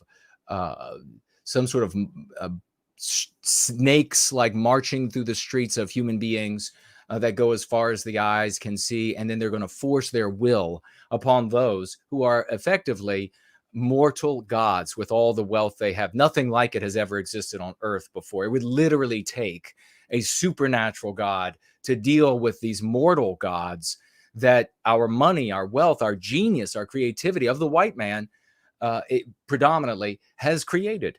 And so therefore we need to animate all of these folks throughout our society who have the heart to feel love and who have the desire to put an end to this victimization of Western kind and the destruction of Western civilization. Animate them with a moral imperative that will win them every conversation, every encounter they have. That's what we're doing. That's what we need to keep our nose to the grindstone of. And I want to ask you, Yizz, if you have, I know you talked about this conference coming up. If you have any plans for yourself, or you're setting any objectives for yourself in 23 for white well-being, and are there things you would also like to see from the community over 2023 in terms of going free and our advocacy? For myself, yes. For the community, I hadn't thought about it till right now. I'll get to that in a minute. I'll put it in my back brain. For myself, I would like to meet Franklin, and I would like to go to the Virginia GFC this year. And if he would have me, I would like to go on a flyering campaign or something with Franklin and the team, because I think Brad C. is the one that went on my flyering campaign with me a few years back. And it'd be nice to meet him again if they're going to do it, if he's the one that goes to the GFC with Franklin. But I would like to do that this year. Number two, what I brought up, that is my other goal, is I want to be a featured speaker at one of these events and give a much better, more about the praxis of what we do, and praxis is the word for applied methodology, right? Like, you can study electronics, right? But if you're an electrician for 20 years, you know the praxim of it. It's the application of that methodology. And I would like to speak more thoroughly, now that I have more experience, about the application of morality and moral consciousness that appeals to people that have influence. Because whether someone with influence is a good person or not doesn't matter. They all want to be perceived as if they are good people. And so that is one of the ways that the Go Free method wins, is you don't sound like a villain and you sound like the good guy when you apply it correctly. And that is what opens the doors to get you more influence and get you higher up the chain of influence. So I would like to give that kind of presentation if given the chance. And it's not guaranteed yet. I haven't heard back yet, but I talk on Twitter to several of the guys who organize these in America. And two of the guys that I know who know me by name and stream with me sometimes, they are the ones that organized the one that was last year in Nashville. And I think that they're going to set it in either Tennessee or Virginia this coming, it's 2023 now. So this year, I think it's going to be in Tennessee or Virginia again. So definitely within a day's drive for both of us. Cool. So that is my primary goal, is at least me, maybe the both of us, getting a speaking spot to all of these men at a private conference to display the power and the success of what we do in the white well-being community, because I think a lot of them would immediately want to adapt some of what we do into what they're building. So that is my primary personal goal. Secondarily, I hadn't really thought about what to ask of the community or anything, but last year I changed all of my public banners to "Recapture Our Destiny, we must build community." So if there's anything I would ask for those of you listening right now that are motivated to want to make a difference with positivity, start something that is communal based where you live. It can be a Go Free Club.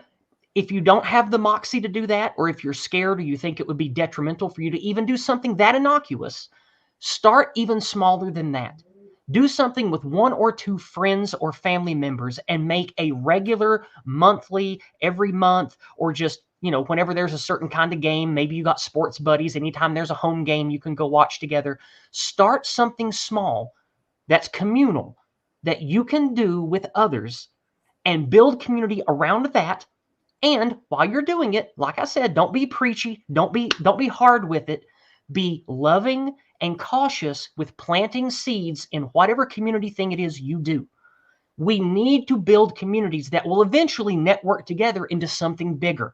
Right now, we are at the state of being so atomized, so spread out, that we think we don't have power, but we still do.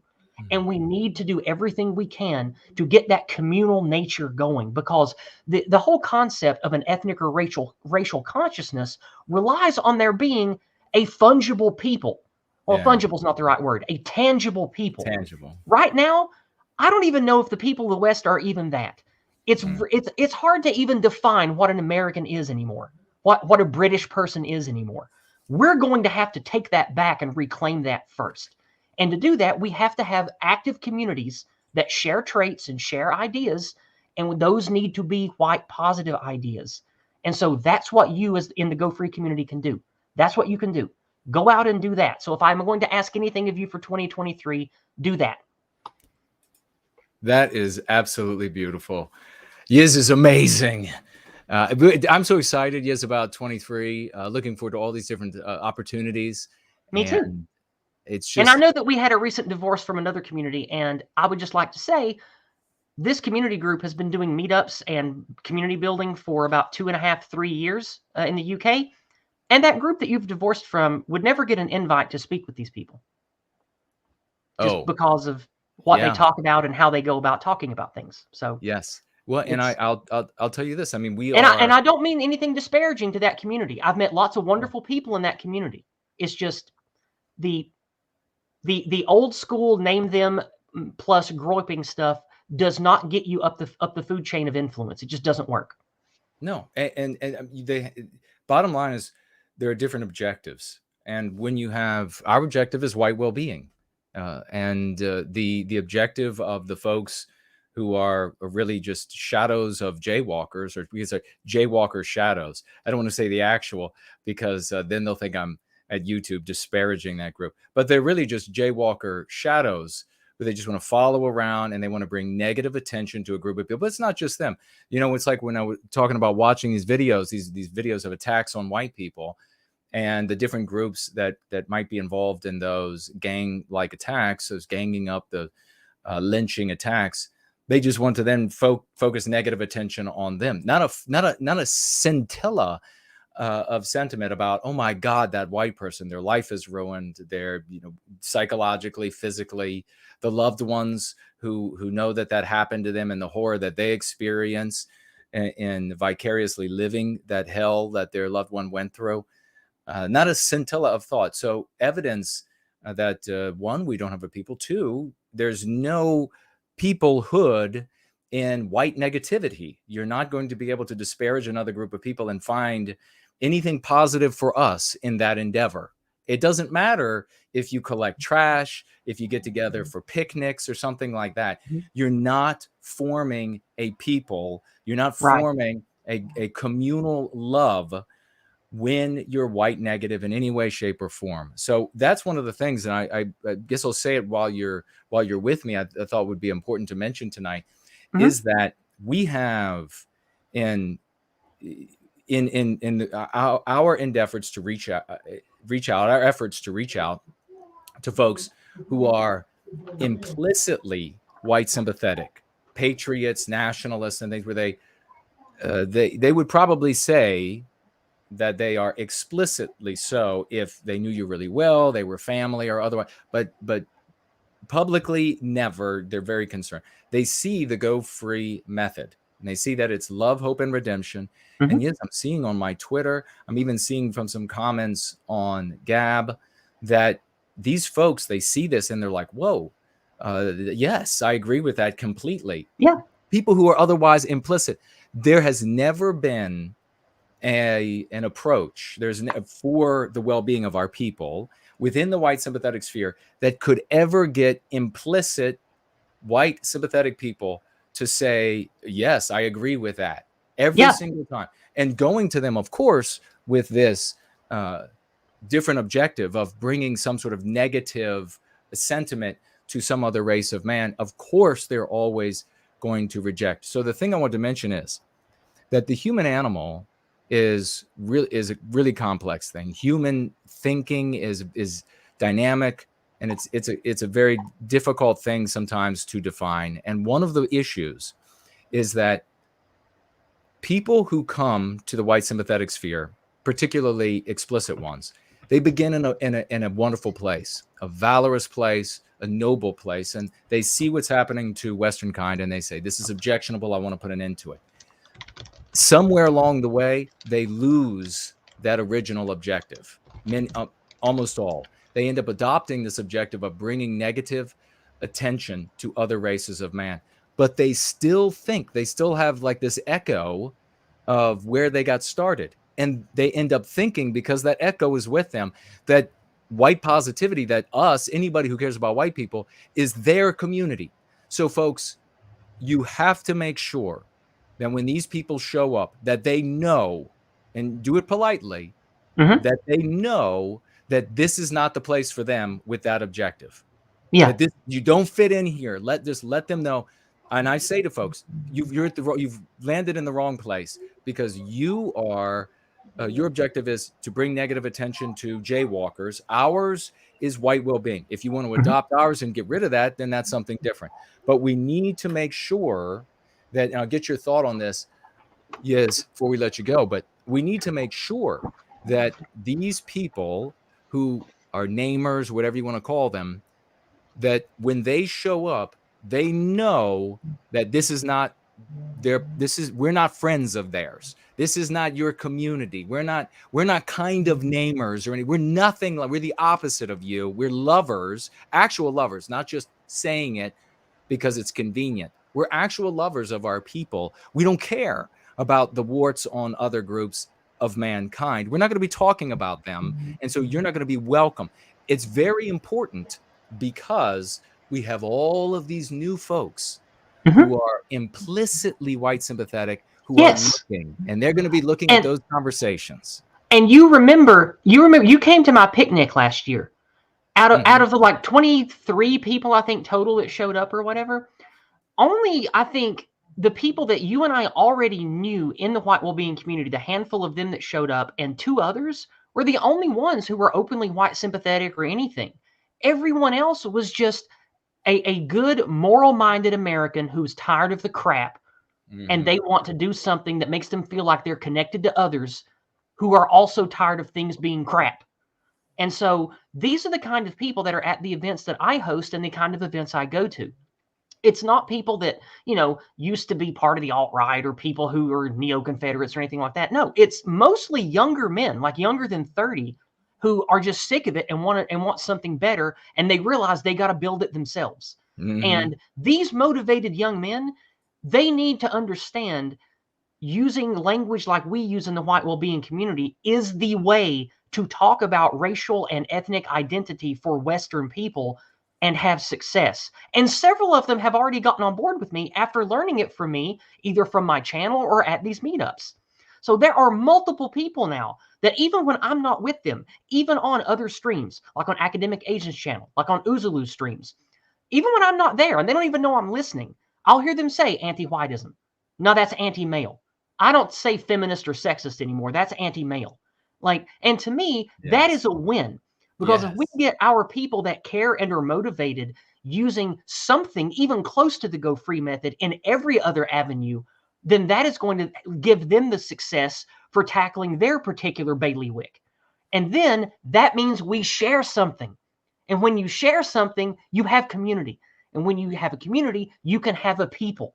And so you don't need everyone to be marching to the same tune when it comes to, we got to name them. We got to say this. We got to glorify the mustache man. We got to do blah, blah, blah, blah, blah. We have to have everybody stomping their feet and screaming pro-white, pro-white. That's never going to happen. That's a fantasy. Yeah. But what you can have are people aligned around successes that work in practice. The praxim or praxis. I don't know Latin, but it's something like that. It means the applied methodology that people share and repeat for success. I think that's called praxology or something like that. Again, I'm bad with Latin and I'm not properly educated. All my learning comes from looking at stuff online and listening. But we need to share something together. And remember, religion is what made civilization that we know. Yeah. It was Christendom. Now, a lot of people really hate Christianity. I get that. But we need a binding moral set of both methodology and ideology. The Go Free stuff is the methodology. Ideology stuff doesn't matter right now because that's all been destroyed by anti-whiteism. Like you said earlier in the stream, we have to fight on the battlefield that we're on, or we're never going to get to the other ones. And the one that we're on right now is the hearts and minds of regular people being systemically defeated by the mean pathogens, by the mind war being waged against us from birth. And so the methodology, like you said earlier, it'll make you a better Christian. It'll make you a better Asatru. It'll make you a better atheist. That is why I got resounding success when I delivered my presentation at this meeting last year, is because they saw the power and the strength of it. Even though I only had like a 20-minute spot to share it, I got a bigger ovation than almost any other speaker the whole weekend, and everybody else got an hour to talk. That's awesome. I'm telling you guys, the Go Free method works, but you have to really adapt it and understand it to have real success and grow as a person doing it. Now, if you're just using the words, that's still good. But if you want to be really empowered by what we're doing here and really be a champion for the well-being of Western people, you have to live it. You have to understand why we do what we do. The method leads to success in whatever your religion or your financial goals are, or maybe social goals. Maybe you just want to be a community leader. That's fine. That's great. This method will let you do that with the people out there who are like, come to my meetings. They aren't necessarily pro-white. They not even come from white sympathetic backgrounds. They're just regular people that are tired of all the garbage, all of the anti-male, anti-white, anti-Christian, anti-morality garbage that they have to stomach every day at work and that they see in the books that their kids get from school or they see in their kids' cartoons. They want that shit to stop. And so these are the people that are motivated that we can reach and get on board with our methodology. And then all the ideological stuff will sort itself out later when and if we actually take control of our communities and form a real people around a positive Western identity. And I think that's where I'm going to close tonight, because that is why I do what I do, Jason. I don't have the money, I don't have the personal power, and I don't have the steam left in me now that I'm old and burnt out. I don't have it in me to be some kind of like leader of a movement or some great personality, but I can lead by example, to use my wits and my God-given talents to inspire others and show them the way. And again, this ain't rocket surgery, what we do here. It's very sensible, and everyone that's not just a blithering idiot can learn how to do this. So you just have to do it. Learn from me, learn from Jason, learn from the other people that put together GFCs and have in-person meetups like Franklin. Talk to him. I know we have a bunch of people in here in America that do community building and do community outreach stuff with each other. You need to start networking with people that aren't white sympathetic, that are just tired of the crap and are willing to do something about it. And you can influence them and get them to use our lexicon and our methodology. You can do it. I did it. Jason does it. Dozens of people in the chat here today do it. You can do it too, and you should if you want our civilization to be great again. And that's where I'll stop. Amen. So much love to you. Really quickly, your show is tomorrow, 6 p.m. Eastern time. Do you have a elevator pitch? I do when I'm not muted. I was just about to share a link in the chat.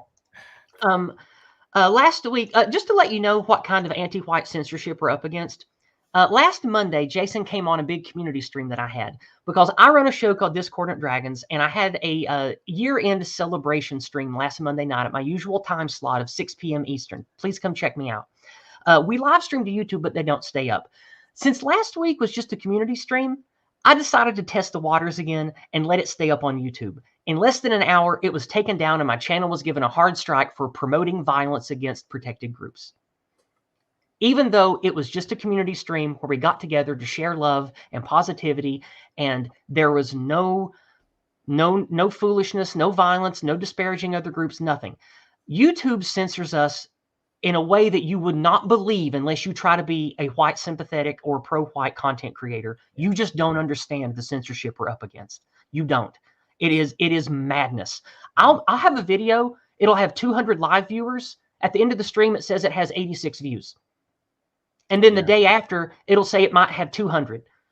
And I know for a fact YouTube erases comments. They'll go into the description of my videos and they'll take out hashtags. They'll take out links. No email, no notification, nothing. Just your content changed. Your content gone. You get a strike for nothing. And when you appeal it, it's automatically rejected no matter what. So again, I share a link in chat. It is to Find My Friends. Now, I don't have my new Rumble on that yet, but it will be coming. And I would like to start streaming to Rumble as well. But right now, you can find my entire backlog of content on Odyssey. Please follow me there. I live stream to YouTube, Odyssey, and DLive, and soon to be Rumble as well. So Mostly what I do is just an entertaining, fun stream where I create dragons that have questions about Clown World, and we get to do 5 segments every Monday. And then we have a treasure trove where you look at memes and laugh at stuff. It's mostly just an entertainment variety show. That's what I do for the main content on my channel. I also do morning walks where I opine about anything meaningful while I take morning walks through the beautiful Appalachian Shire I live in. So come check me out, help me grow. But more than anything, if you like my words, you like my accent, you're inspired by what I have to say, be like me. Inspire the people around you. And hopefully you'll learn to do that from Jason's channel and from following me, that kind of thing. So I'm sorry. I'm excited and got sidetracked because I'm passionate right now. No, you were right on the money. I hope I answered your question. You did. It was about your show. So folks. Oh, that's right. That's right. I got struck. So there's no stream tomorrow night on YouTube. There will be no stream on YouTube for me tomorrow night because I won't have my channel access to my channel back until Tuesday. So you can expect the morning walk upload, of course, this week like usual, but no Discordant Dragons tomorrow night on YouTube. But elsewhere. No, there is no Discordant Dragons tomorrow night, but I probably will be doing a community stream with friends or something. Cool. I don't know exactly yet because it's the holidays. I haven't heard back from anybody yet. So I'll throw together something at the last minute if I can get something together, but no official episode next Monday because I was planning on taking tomorrow off from Discordant Dragons anyway. So no big deal with the strike, I guess, in that regard. But just wanted to let you guys know that I did get a channel strike. That's why YouTube has been dead for me this week. I've done nothing on it. Well, there you have it. We'll be looking forward to you being back. I love the show, folks. Discordant Dragons. Look for it not tomorrow, but the following Monday. It's going to be totally glorious. It's always fun. I'm always there in the audience. And thank you so much for coming on, Yizz. You're amazing. And well, thank you. I appreciate that, Jason. Thank you for having me on, and thank you for the community, the Go Free method, and all that. And I hope that they will be amenable to me bringing you if I get a speaking spot and us both get to talk about the method. Because if I can bring the author of a book, I think they'd love that. Oh, cool. I'll happily come. All right, then. Hey, thank you. Take care, everybody. All right. Happy New Year, Yizz. Happy New Year. Louise the inhales. Kip. Indeed, Kip.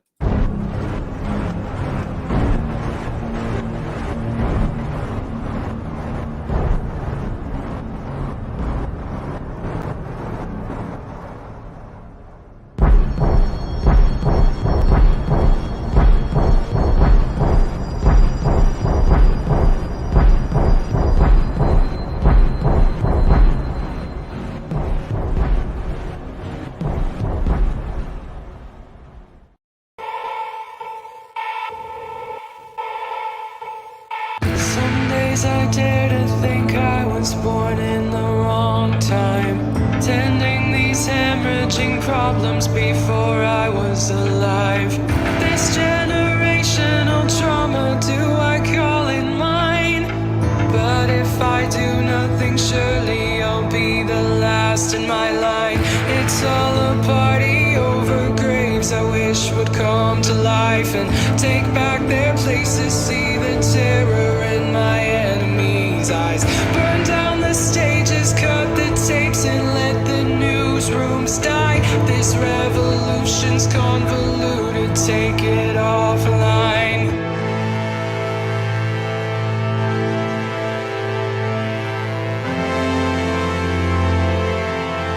Take it offline.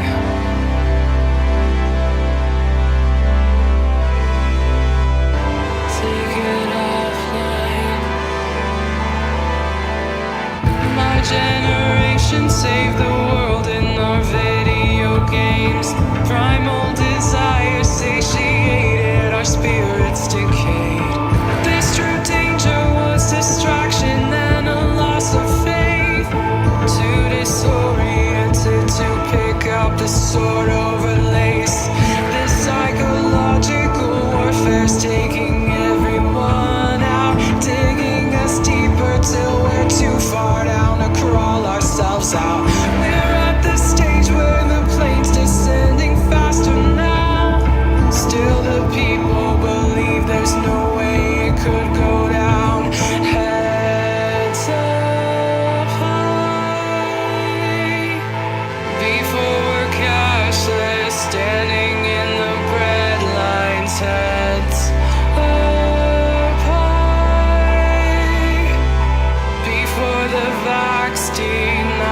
flights over state lines, heads up high.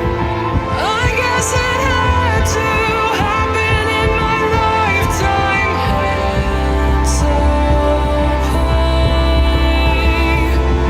I'll be long dead before I give up my rights.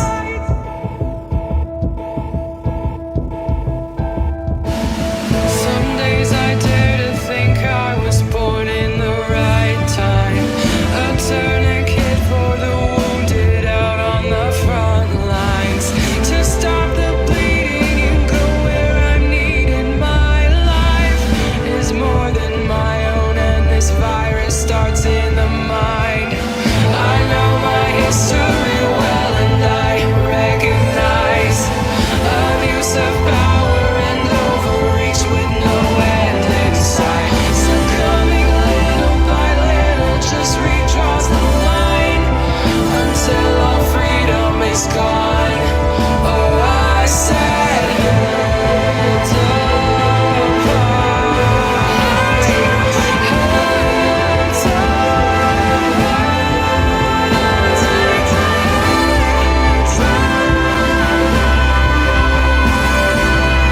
I guess it had to happen in my lifetime.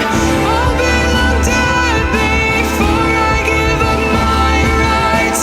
This revolution's convoluted, take it offline.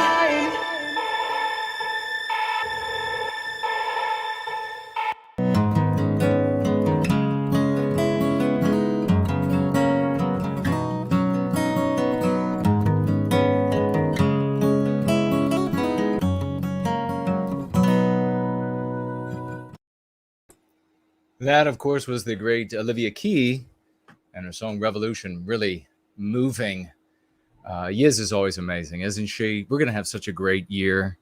Go Free 23. And I saw that it was a Gentile had said, thanked me for, unfortunately, all I saw before it scrolled off was thanked me for not simping for Andrew Tate. And you're welcome. I am not going to, first of all, I'm not stupid. and I don't need or want any of his money. Could you imagine him supporting you? And the kind of things that he would demand in return for the money. But yeah, he would have to change completely. He would have to start going free, have a brand new attitude. But you're most welcome for that. I guess you're probably seeing, are you seeing other content creators, thought leaders, organization leaders simping for him? We have Vigil says, what do you think of me starting a gardening farming channel combined with the Go Free method? I think that's awesome. Do it. And then when you do and you get it rolling, let us know. And I'll come check it out and we'll give you attention. We'll try to help it grow.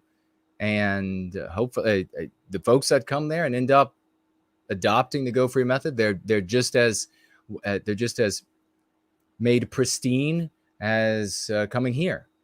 That's a beautiful idea. Yeah, we could have auto repair. We could have people showing you how to do your taxes and talking about the Go Free method. Whatever it takes. Let's get into the financial gifts that we have received tonight. It begins with Angela. Let's get out some 07s for Angela, some raucous emojis. Thank you so much. $30 white well-being dollar financial gift. God bless you. Thank you so much for that. $30. Thanks for all that you do. I appreciate you. That's very kind. Thank you so much for that. $30. Thanks for all that you do. I appreciate you. Well, much appreciation back to you. Thank you so much. That's splendid. Raucous emojis for the lady. Thank you so very much. I had to run and get myself some water. The air's so dry. I really appreciate that. Thank you, Angela. And we have, whoa, keep your raucous emojis out. Just keep them out. And your 07s. maybe some swashbuckling flags or swords and shields, because no white guild clips. The champion of, without question, I mean, it's probably going to end up being like the moment of the decade, him and Jeff Deal with the finish him move. Clips financially gifting 100 white well-being dollars. 100. Let's put an end to anti-whiteism dollars. God bless you, brother. Now that is how you start 2023. Clips walks in the room and it's just like, 100. Let's make this a powerful year. Day one of the year. And our advocates are already, we're on multiple continents, in the streets, online, postering, stickering, traffic capture advocacy, already making it happen. Awesome. God bless you, man. Lead by example, just like we had Yizz on here talking about lead by example, and keep those raucous emojis out. I told you you'd have to keep them out because First Last just walked in right behind No White Guild Clips. And he said, I'll put $100 down too, 100 white well-being dollars from First Last. Do you believe that, everybody over there on D Live and Odyssey? First Last walked in right behind 100 Go Free dollars 2023. God bless you, good sir. He didn't write any verbiage, but I'm guessing that he's thinking Dvorak. I'm guessing he's thinking, what's the calendar? White well-being dollars over here. God bless you all. How glorious. I'm so excited about going free in 23. I am so excited about it that I'm definitely stepping it up. I think we're going to be able to make a big difference. And I tell you what, one of the things that's going to make a big difference is, and this is huge. This is huge. And we got a couple more financial gifts over here. I'm going to read in just a moment. And I finally have Entropy working. So if you were trying to financially gift there, it works now. But one of the things I really wanted to talk about, at least briefly, when it comes to 23, one of the things I'm not excited, in the general sense that you see these folks, and I really feel like it's an eye roll for me. I'm just so tired of it. Coworkers and colleagues and friends, and they're like, it's new year, it's going to be a new me. And I'm just like, whatever. It's going to last like a couple weeks, depending on the person, maybe to be a month and a half. And then I have to deal with the total irritation at the gym.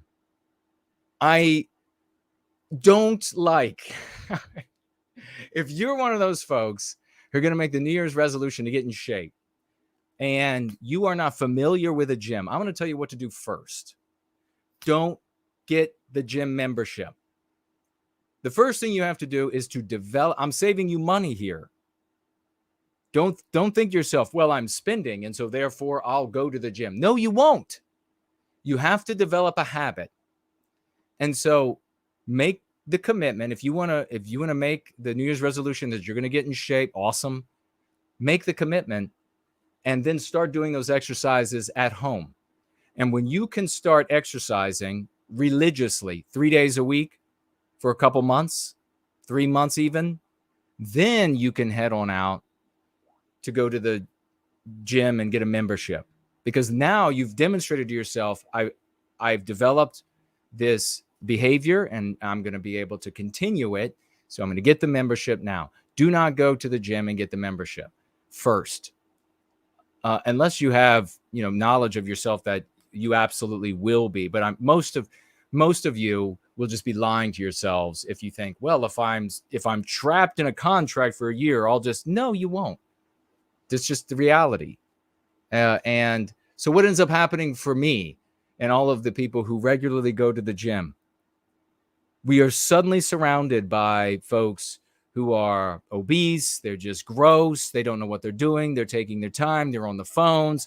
They sit on a piece of equipment you want to use forever and ever and ever. And they're just kind of cluttering up the space. And this lasts sometimes through March. And I'm just like, whatever, just give up already. Nothing has changed for you. And then, of course, it finally thins out. But so make that commitment first to stay at home. But what makes me really excited about 23 is not just sort of this superficial, banal, insipid new year, new me kind of BS, right? But it's so funny. But that I was reflecting, and the more days I have been away from this, we had this divorce, and the more days I've been away and have just pushed, like physically pushing these people who act like they are one of us or they belong in our community, but they're really nothing like us. The more I have gotten away from it, the more I'm realizing that it was holding me and this doctrine back, this method back. Every day that goes by, I feel a little bit freer, like I can breathe a little better. And my memories are coming back just over the past, say, 5-6 years, when most of you have been that are listening now or will listen, have been around following Go Free or going free yourself for about that time frame. In that time frame, I cannot tell you how many times that I have been undermined and done wrong and on by name them people, by the namers. I cannot tell you. I cannot actually tell you. It would take too long. And I don't even know if I can remember all of the goddamn times that these people, I had, one comes to mind, so many comes to mind. How are we supposed to succeed in the world when you have all of these like dirty claws just grabbing at your clean garments, and they're trying to just pull you back, trying to undermine you everywhere you turn? People show up and they're like, oh, I want to help what you're doing, Jason. Oh, cool. Let's do this. We can do this together. I'm going to reveal all your information that I've gotten from you. I'm going to reveal it all, they say. Because you're not naming them like I thought you would. Well, when did that ever happen? Why did that ever come to mind? We have a method here. It doesn't say anything about anything like that. We're white positive. This is all I talk about. I've got books and books about it. And now you're going to come to me and tell me, if you ever mention my name, if you ever mention who I am, I'm going to reveal your credit card number. I'm going to reveal, really? These were people, this is long before the divorce. This is long before Kanye West. This is week after week, month after month, over the past 6 years. And that's just the 6 years. Because, of course, it goes back for a long time of these people threatening and everything. The entire time I've been putting up with this. The entire time. And so each day away from them, it feels like I can breathe better. It feels like, of course, we're going to be able to do so much more without these people. It's like when Jared George, one of the things that just drove Jared George over the cliff and drove me crazy too, was that we're trying to bring artists in. We're trying to bring folks in, and we're trying to get them to make good material, where they make great music, talented people. And then we say, hey, on your word, don't try to include something from the early 1900s, or don't try to include something from the Roman Empire that looks the same, or don't try to include, this is about white positivity. This is where we are with love, hope, and redemption, recapturing our destiny. Okay, yeah, that's cool. We'll do that. And then they send these videos, and we're finding all over the place, 1/10 of a second here. Oh, they decided to stick a swastika in. Oh, they decided to put a fascist in over here. Oh, they decide, and then the same person saying, oh, well, we're going to be, yeah, absolutely white positive too. And then they tweet or gab some just like horrifically stereotypical harming of some non-white person. Unbelievable the headaches that has caused. the drain on mental energy, on mental creativity, on industry, on the freedom of thought, on the freedom of creativity. I never knew it until we've gotten away from it. And it's like each day I get away, it feels like it's like this effluvium. It's like almost like a tactile effluvium that you kind of just, as you walk, it's kind of moving off you, and you can kind of just like, and it's behind you, of course, and you're kind of just like helping to wipe it off where it's kind of trying to stick even more to you. I can't tell you because of it. I mean, 23 is going to be really interesting in that having separated from this, who knows? But you all need to separate it. You all need to, as I was saying with Yizz was on, these people are going to still come around. And I have a warning for you too, because of the attacks on Kate. More attacks. These people are going to continue to think that they are one of us, that we're kind of in the same realm, or kind of loosely in the same realm. That's a different galaxy. That's a different universe. It's an alternative realm. We're not sort of in the same area. There is no similarity between those who want to bring negative attention to non-white groups and those who want white well-being. They are completely different universes. And when they show up and they want to act like, hey, but you know what, we nothing, we nothing. There ain't no we, buddy. There ain't no we.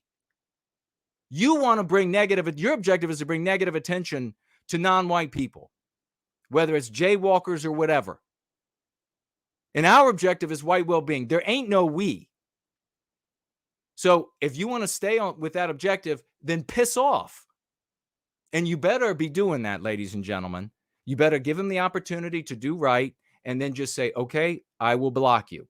If you want to stick on that direction, on that course with that objective, I will just block you. That'll be the end of it. Why?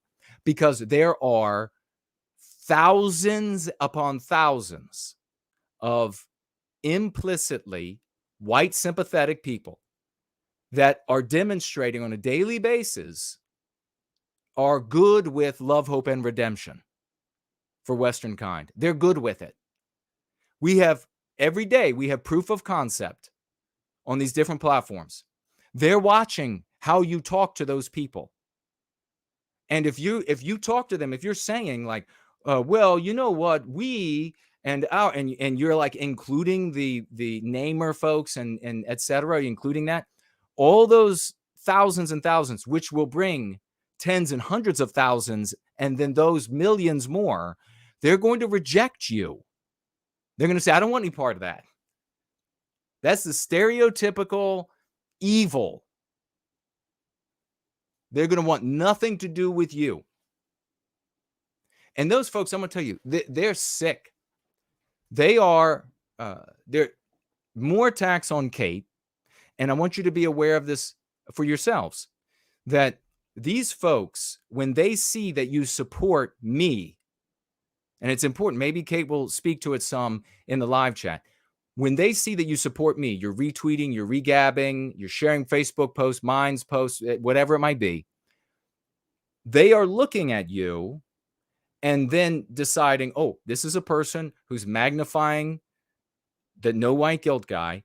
They are showing up, and then with various forms of attempts to undermine you, like concern trolling, attacking various positions of yours. It could be anything to undermine you, since you are magnifying what we're doing here. Why is that? Because they want to bring negative attention to jaywalkers and to other non-whites out there in the world. And so love, hope, and redemption is like this galling, this gleaming light on the top of a mountain that all can see. from down in the darkness in the valleys below.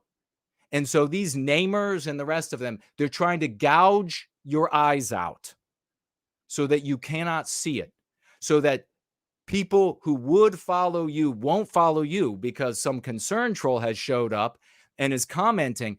So if you have a social media, whatever it is, Twitter, Gab, whatever it might be, and somebody shows up and they begin concern trolling you, I don't know about your position here. I think it's mighty dangerous. Whatever it is, ban them, block them. Have a nice day. The conversation's over with you. And if they want to continue, block them, ban them. I am dead serious. We have to cut the diseased limb off. It is the only way. And it's a unnecessary. It's something that we weren't born with. It's something that has been fastened onto us like a Frankenstein, this sort of chimera that has been made of the man and woman of the West. They have fastened this, and they talk about these different like leeches, and they talk about these sorts of things. That's the biggest leech, is the thing that strives to bring negative attention to other groups and lives on us. I'm cutting that thing right off. My creator did not bring me to exist in this world, in this time, so that I could have some gangrenous limb sewn onto my back that's holding a knife to my throat and saying, you're gonna, reaching around, holding the knife to my throat, saying, you're going to only advocate for the well-being of white people by way of the harm of non-white people. We don't want anything to do with you. You are nothing like us. We're nowhere similar. We are not comrades. We're not fellow countrymen. We're not nothing of yours. That is how you have to treat them. All this time, I've been dealing with these people. All this time. Absolutely despicable. I mean, could you imagine somebody threatening to reveal your credit card information because you allowed them to work with you, and now they've decided, you're not, you mean you're not going to just be a namer? You're not going to, years ago now. This is what you have to deal with when you are in proximity to those folks. There's no similarity. We are the heroic men and women of the West. They are parasites on a healthy movement for our well-being. So pay attention to these people showing up on your social media and get rid of them. Art Acrobats over here, $3.09 white well-being cents, and says here, prayer, positive thoughts. Please, been sick for a month. Oh my gosh, Art Acrobats. Let's get Art Acrobats positive thoughts, prayers. Send them directly to think of Art Acrobats, think of his name. Send that energy to this champion in our community. Been sick for a month. God bless you, man. I hope you recover really quickly. And we have the great I Love Jesus Christ. Thank you so much, good sister, financially gifting 10 white well-being dollars, 10 at the beginning of this 23. And she even says here, for white well-being. How absolutely pristine.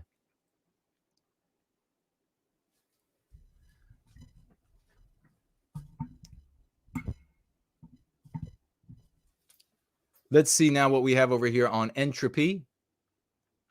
All right, we have Lawrence Forbes over here, financially gifting first in line with 10 US, putting in to anti-whiteism dollars. God bless you, brother. He says with those $10, I ran into a rabid anti-white woman last month. First, I hope you got the smell off you, Lawrence. I mean, it's pungent and it is tenacious. It sticks to you. It's a skunk odor. It's the same thing, a skunk odor. He says, first, I got a lecture and then a total meltdown when I told her I was an AFA member. I couldn't get a word in edgewise until I called her anti-white. Oh, it's like breaking out. It's like breaking out the crucifix. It's just like, bam. This is what you should do, folks. You should have an Eindelen. You should have an Eindelen so that when anti-white show up, you can just be like, back with you. Back to hell with you anti-white bitches. Go back to hell. And then they shriek from the Eindelen. They're like, oh, no. Not the Eindelen. Yes, I'll touch it to you and then you'll melt because you're made of nothing but piss and evil.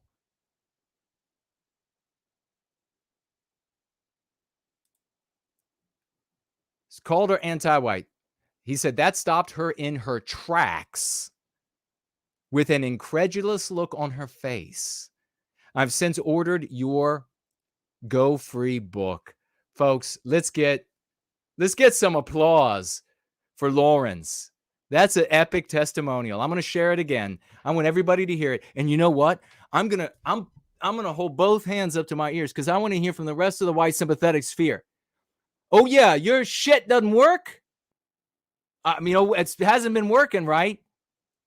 Lawrence just said, oh, shut this anti-white bitch down.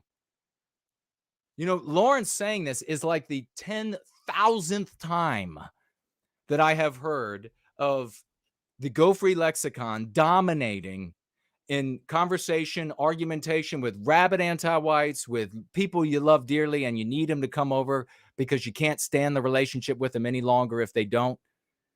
Everywhere you go. Here's Lawrence. I'm going to read it again. We got the Eindelen to chase away the hairy, nasty, stinking bitches out there. You find it's like a force field. When you're wearing it, you know, they don't even know. It's under your shirt maybe, and they get close and they're like, and they can't even, they're like, what is that? It hurts. It hurts to get near him. Yeah, bitch. Lawrence says, I ran into a rabid anti-white woman last month. First, I got a lecture. So she started lecturing this champion. And then a total meltdown from her. I told her I was an AFA member. I couldn't get a word in edgewise. So here she is. The guy is Asatru, and the woman's like going off just in foul, the anti-white demon that she's possessed with. It's a demon. It's a demon. Have you read Crucible? Have you read Crucible? Because I talk about it in Crucible. I discovered it when I went back for 7th and 8th grade. I went back and this is your story. I lived it. And then I put it in words here. And you'll see that this is exactly what you went through. The exact same thing. Everybody tells me. This is the exact same thing they went through. 8th grade, I went back. And I realized after that hard summer, and I realized this is some sort of demon that is possessing their thoughts and then therefore animates their body.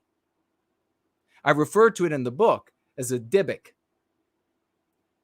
You can check it out. Possesses all of their faculties. They become this thing that is other than themselves, that is contradictory to themselves, and that therefore eats them alive from the inside. It's always worse on the inside than it is on the outside. On the outside, you'll see them cover themselves, not because they like the art of tattoos, but because they hate their white skin if they're white. You'll see them piercing their lips and nose and everything. And it's not like one thing because they got sucked in to a trend or because they think that particular thing is really cooler. But you see it. And it's 100 times worse on the inside. That's what the demon is doing on the inside of them. It's like a giant goiter with one big eyeball. And it's just like eating up their insides. An inverted goiter. Demonic goiter that's just eating them up. That's what it is. And that's what Lawrence saw in this thing. This that she seemed normal. She seemed normal until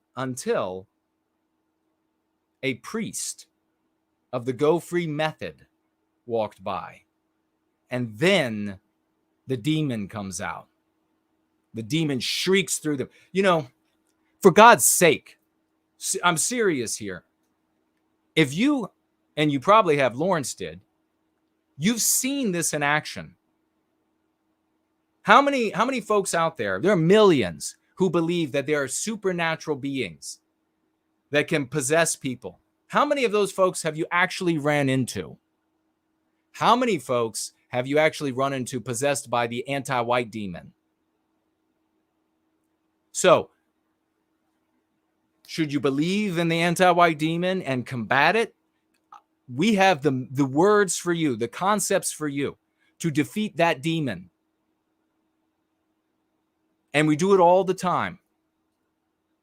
You can defeat that demon everywhere it exists, and it exists all over the West. You don't have to go hunting. You don't need some sort of a weird story, some sort of an archaic story about some little town somewhere. Then the Catholic priest or whatever it is has to show up at, and nobody else gets to see what's going on. No, you can see these bitches at the grocery store. You can go to the goddamn grocery store and run into them right now.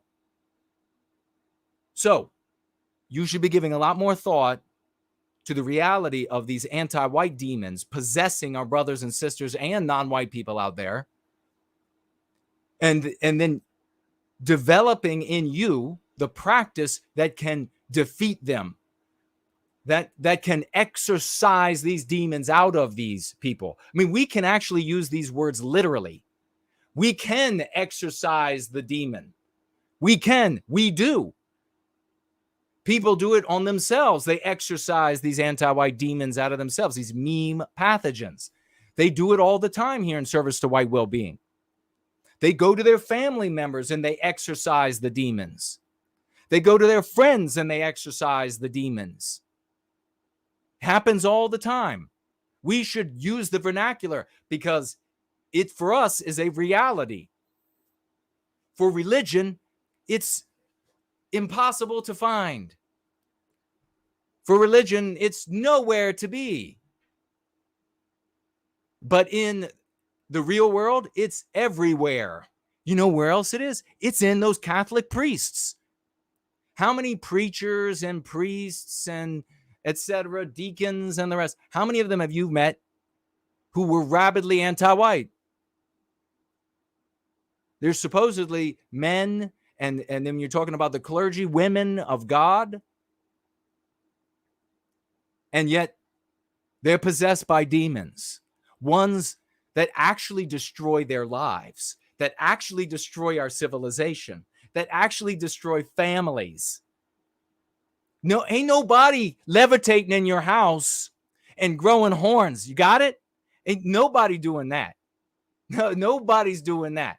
Nobody suddenly sits up and head all the way around and starts puking on everybody, and then the family's ruined. No, that ain't happening. But what is happening is they're all anti-white as all hell. And they demand greater and greater obeisance to anti-whiteism and greater acts of fealty and greater acts of harm on Western kind. That is happening. So don't lose your faith because you see it, the reality of it everywhere. And if you need to, I got friends who I've given Eindolins to, and you can get them at nowhiteguiltcollectibles.com, who I've given Eindolins to, and they say their luck has improved immeasurably. And of course, their just generally, and they say their conversations with anti-whites have improved, and family members and bringing people around improved immeasurably. That is the process of the anti-white method, or the go free method over anti-white ideas, and they feel it in this little eindolin that they can wear round their necks. Lawrence said, raving, possessed anti-white shrew, termagant, rudis. I could go on and on with synonyms, folks. Going off like a maniac, spitting venom and poison, from her forked tongue. And then he says one word, anti-white. Get back, anti-white bitch. Get back. Go back to the hell that gave birth to you. Get back. Get out of this sad woman. Look at what you've done to her body. She's ugly and fat and disgusting. You've done that to her, you anti-white bitch. Get out of this woman. Release this woman. That's what he does. And it shut her ass right down. He said, called her anti-white. That stopped her in her tracks with an incredulous look on her face. Now, in all seriousness, like scientifically, my brain is hardcore reason, logic, evidence. Hardcore. Loves to do it. Loves to. Does it all night long. Makes me watch sometimes. Makes me, feel like I have some sort of a fetish. Just voyeuristically watching my brain, reason, logic, and evidence about everything.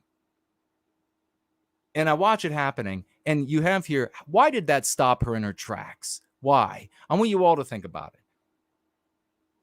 I want you all to think, why is it that you could say anything else, but then when you break out the lexicon, the magical lexicon of the Go Free method, and you open that book in front of her and the light shines out on that demon, why suddenly it's just like deer in headlights. Incredulous look on her face. I've since ordered your book, Go Free. God bless Lawrence. And think about that. Lawrence been around. Lawrence has been around. He comes in the live chat. He's here, right? We see Lawrence, right? He goes out into the world. And he's like, you know what? I don't know. Maybe I'll try it. You know who else who took a while? The brilliantly creative Groundhog Fury came and won a bunch of times. Nobody feel bad about that. This is very different from what you've done before. And we love that champion. So Lawrence says, I'm going to try this Go Free guy, even though all these other people are just slandering and just, it's awful, all the shit they say about it. I'm going to go ahead and try. And then, he's been thinking, I'm just carrying it around. Maybe I'll try it on somebody. And then finally, when confronted with danger, and you know what it is about danger that's really interesting is that it normalizes behavior. Danger always normalizes, to a degree, depending upon the individual, normalizes behavior, right? So women under danger start looking to the men. They stop saying, I am woman, I am strong. They stop saying all that bullshit. That fantasy disappears overnight, right? Boom. The guy's like, what the hell? And she's behind him, right? And she's like, are you going to do something? Okay, so now we see how this works. And then everybody starts looking to the white guys with the really big foreheads. They're like, I know you'll probably have the answer. Danger normalizes. Lawrence is faced with this danger of this psycho demon coming out of this woman. And his mind says, oh yeah, that Go Free thing. Let's see if that works. You're anti-white. Boom. Like a magic spell from a wizard of yore. This is like the real Merlin. This is like the real Merlin casts this spell and the demon is frozen with it. Now, here's the thing, Lawrence. The more training you get in the Go Free method, the more you work on yourself, the better you get at articulating these magic spells, the lexicon. Not only will you be able to freeze her with incredulity, you'll be able to dispel her. You might even be able to save her. And with that, I want you to get your raucous emojis out. Celebratory emojis, 07s, for the one and only Southern Bloom, who just financially gifted 100. God bless the Go Free Method dollars. 100. God bless the Go Free Method dollars. She says, Happy New Year, everyone. Let's start the year off strong for white well-being. And she's got a flexing bicep emoji and a white heart emoji. I'm not sure where the other one. I don't think I'll be able to. Can I hold my glasses up and see? Not sure where the other one is. God bless you, Southern Bloom. 100 Go Free Method dollars. 100. That's awesome. Thank you both so much. Why don't we keep rolling while we have time? We're about to hit 8 o'clock on the East Coast. If you haven't told people that we are together today in this gathering, please do. Southern Bloom, such a hard worker for white well-being. Day in, day out, true champion, true woman of the West. Bless you. Thank you so much for that. If you haven't let people know that we're together with this gathering today, please do. And so we can bring folks in so that they too can learn how to strike down the demons in their world, the anti-white demons in their world. We do have from the glossary the Go Free lesson of the day. I'm just going to kind of go through this. We also have the story about Kanye missing. I'll just mention that. And then maybe the Republican thing. From the glossary, we have today road blocking in the Go Free method. What is road blocking? Road blocking is a tactic that you'll see used very often. We faced it all the time. I faced it all the time when dealing with these people who had the objective to harm, to bring negative attention to, I should say, other groups of mankind. Faced it all the time because they'll have recourse to anything, which includes, of course, concern trolling. So watch out for that. Road blocking is any speech or activity such as support shaming and virtue trapping, which undermines in any way a well-being advocate's work for white well-being. So you all have seen them show up, particularly during the divorce. You had a lot of these namers show up on me saying, doing the support shaming. People give him gifts of money. And so what they're trying to do is they're trying to say it's shameful for anybody to receive a gift of money. He should not accept any money because he should be destitute and impoverished and etc. So it's called road blocking in the Go Free method. Concern trolling is one of those things that they do. Be on the lookout for road blocking. And the MP, the meme pathogen of today, is white history is shameful. How many of you have heard anti-whites or even people who are just villainy signaling and say something along the line of white history is shameful? The meme curative, the response that we suggest, and you can build off of, you can use it literally, is this. You wish it were shameful so that you could justify the harm you and other anti-whites inflict on us. You would never condemn you would never condemn an entire non-white people's history, which again proves that you are anti-white. You wish it were shameful so that you could justify, and I would do it if I were talking, I would probably do like this, or obviously typing, I would put the quotes there, justify the harm that you and other anti-whites inflict on us. You could stop right there. Then you could tack on, though, you would never condemn an entire non-white people's history, which again proves that you are anti-white. So taking the moral high ground, holding the moral high ground, because we are in the moral right. But being in the moral right, as you can see from Con Inc., as you can see from conservative efforts, as you can see, etc., from time immemorial, being morally right and being factually right means squat. You still lose. You have to have the tactics that can put you and keep you on that hill. This is in second edition, iteration 2 of Go Free. Available at NoWhiteGuiltCollectibles.com. And with that, from there, you get it with a signature and also at Amazon for a cheaper price. It is also available in digital form at Amazon. Thank you all for celebrating. The great Jerome V is with us today. Can practically call down Prometheus out of the heavens and opens the sky for the beams of sun to come down on video. I'm not kidding. To come down on this man. Wonderful to see you, good sir. Wonderful to see everybody with us. Let me take a quick look to see if anybody has tagged me. And let me take a look over here about. We have a financial gift of a diamond over on D Live, proving that I still am able to accept the cryptocurrency over there on D Live. And it's a diamond's worth of them. What is their cryptocurrency called on D Live? Can somebody tell me? Tag me when you do. No white guilt, and then the name of that currency. I appreciate it. And this person is called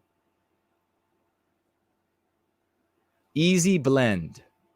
Thank you so very much for that. One diamond over there on D Live. And it's awesome because people will now see that you can financially gift to me over there. Again, let's hope it continues. That would be marvelous. I actually have a question. Fornell pointed this out to me. Fornell, did the ability to receive currency over there on D Live, the cryptocurrency on D Live, did you notice that after the divorce? And was it not the case before?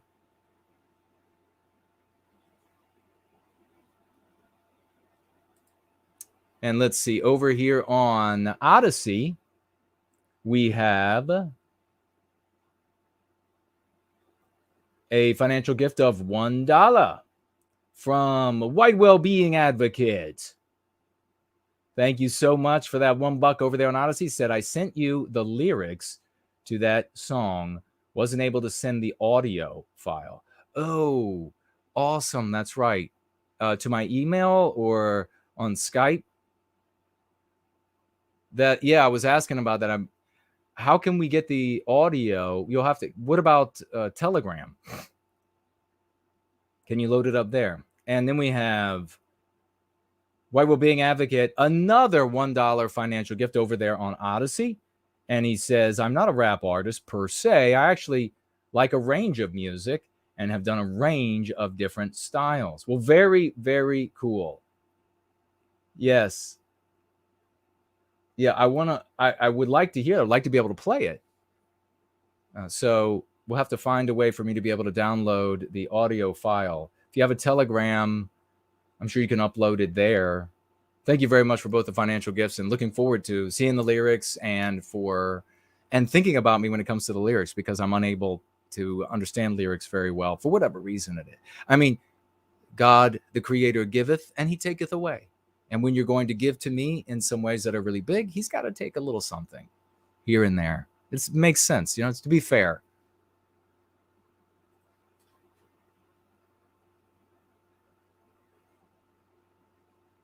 All right.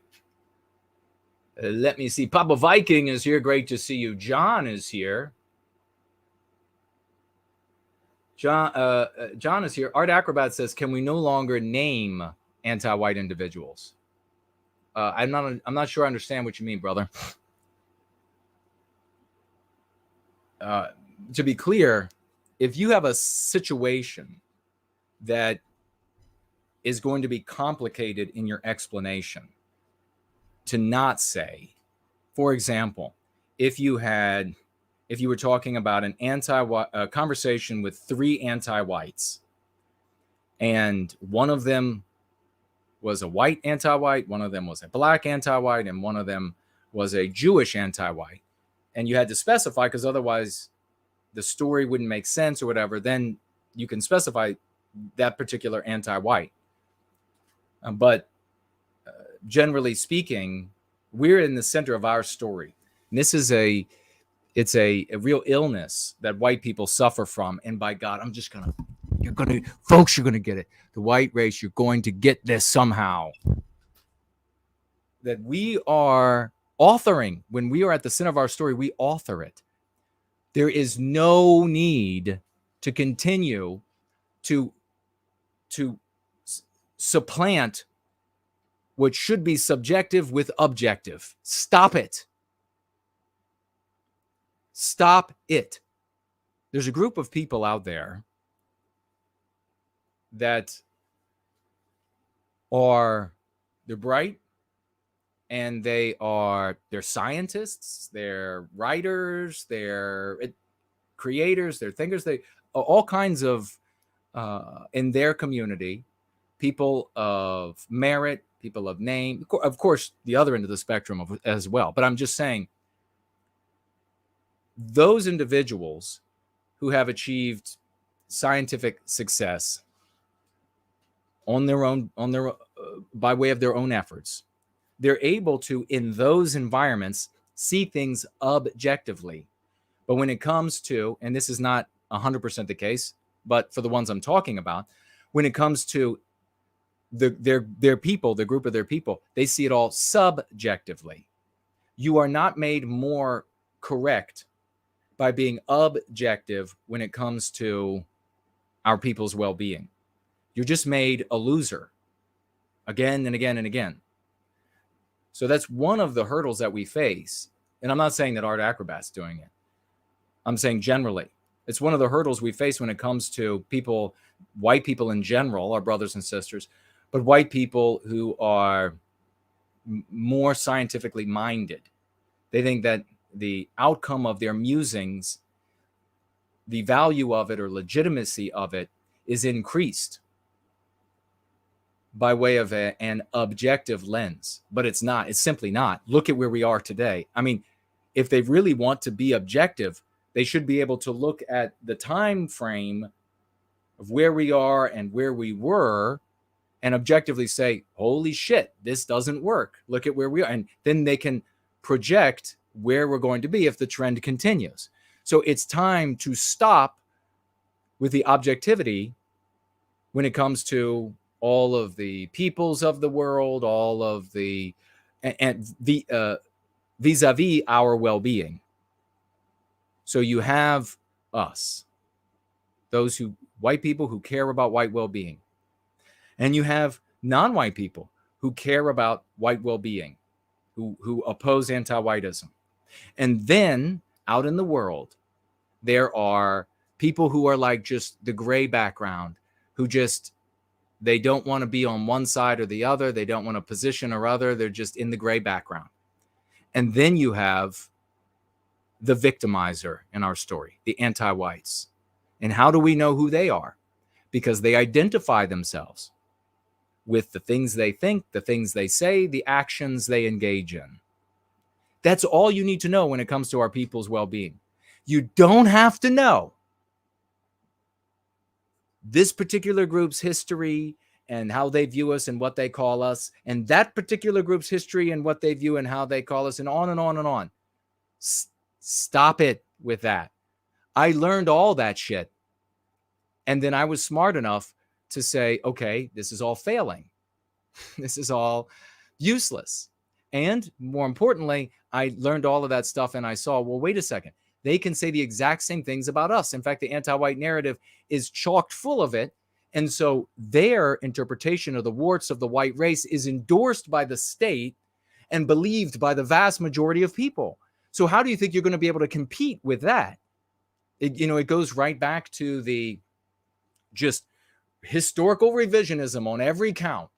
No, it fails.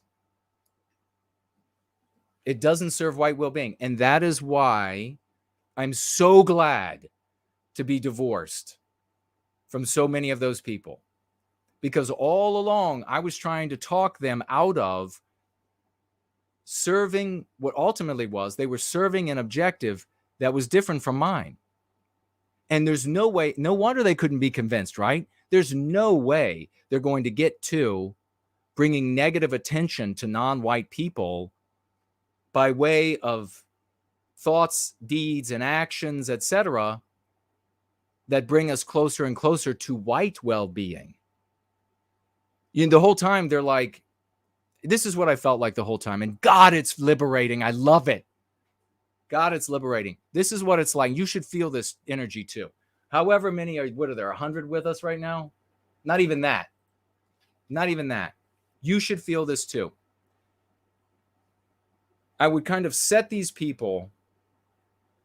folks in like a wagon, if you will, that I have like the harnesses wrapped around me that would normally be around a Clydesdale or two.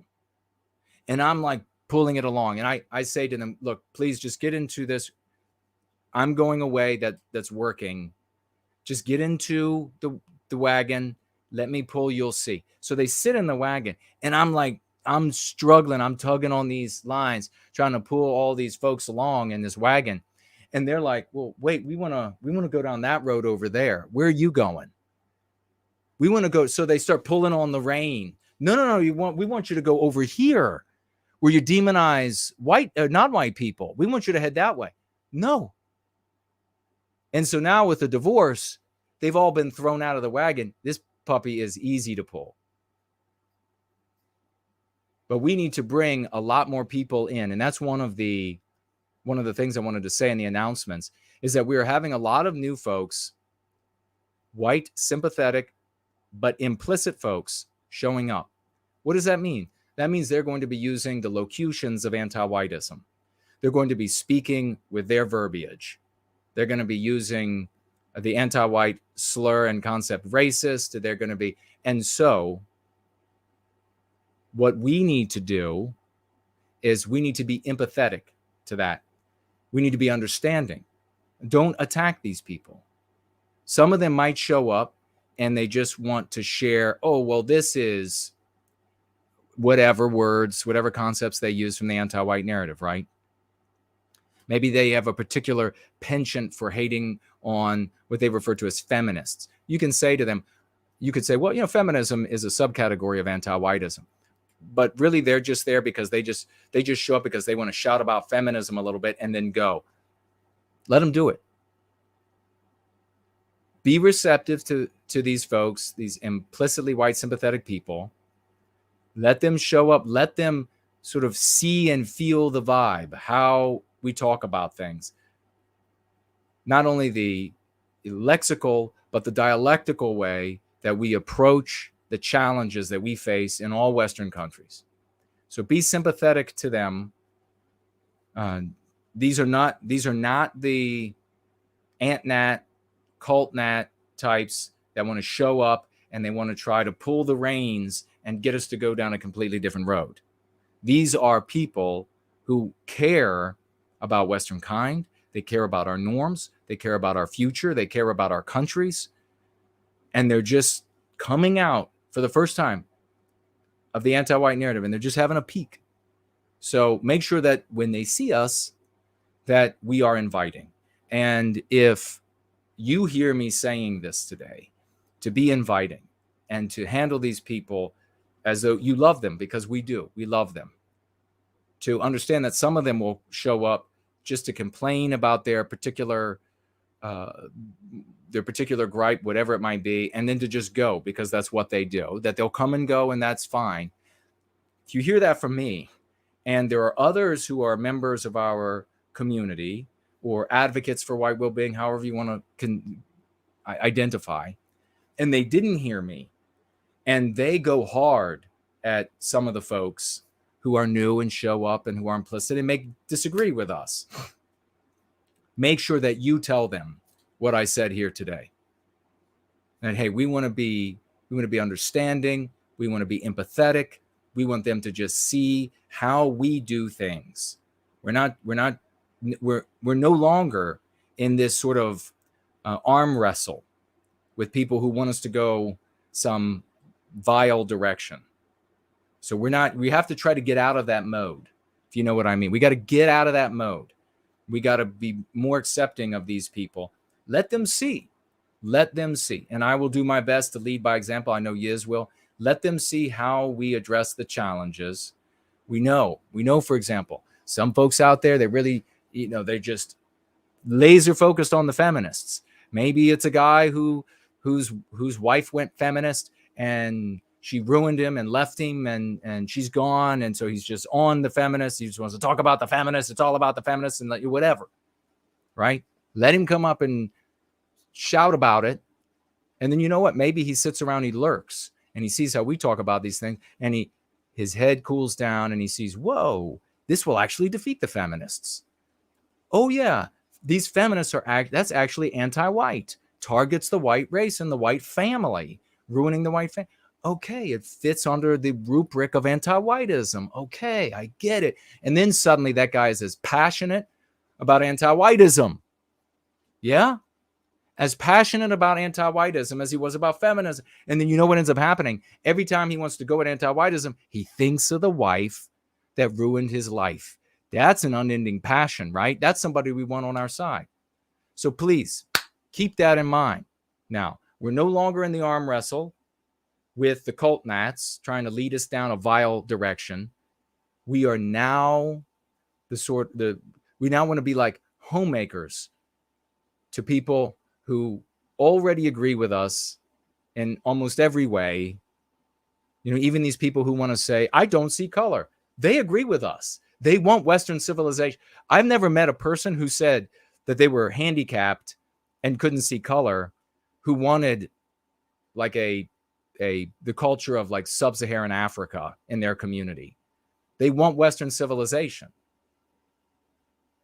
So let's be inviting so that they can come around. And sure, there are going to be some that are going to be bitchy, and you might have to like push back a little bit, but otherwise inviting, and smell that warm apple pie, feel the warmth of the fire coming out of the hearth.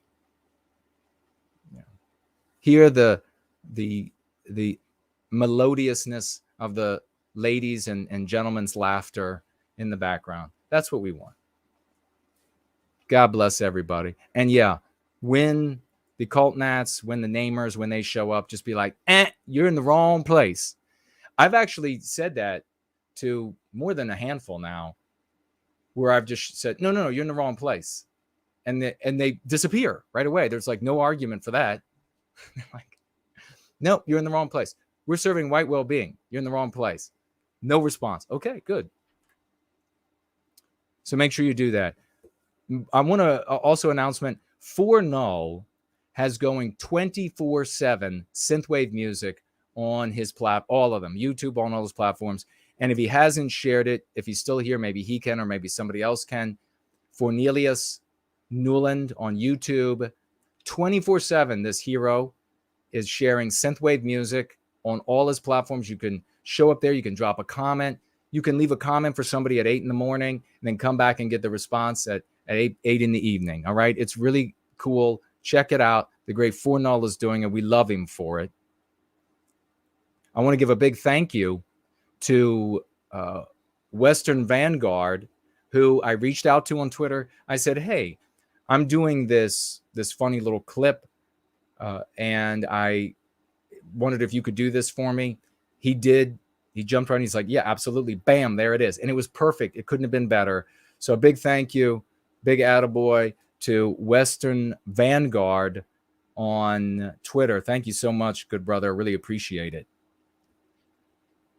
All right, we got these comments from you all that we're going to go ahead and jump into, because I don't think I have missed anything else. I'm going to see if there are any other financial gifts, and we'll see the comments that you all have right now. And if there is anybody who would like to call in today, we definitely have Mr. V. We're going to get to that very soon. Let me know on Skype, and we will get to it.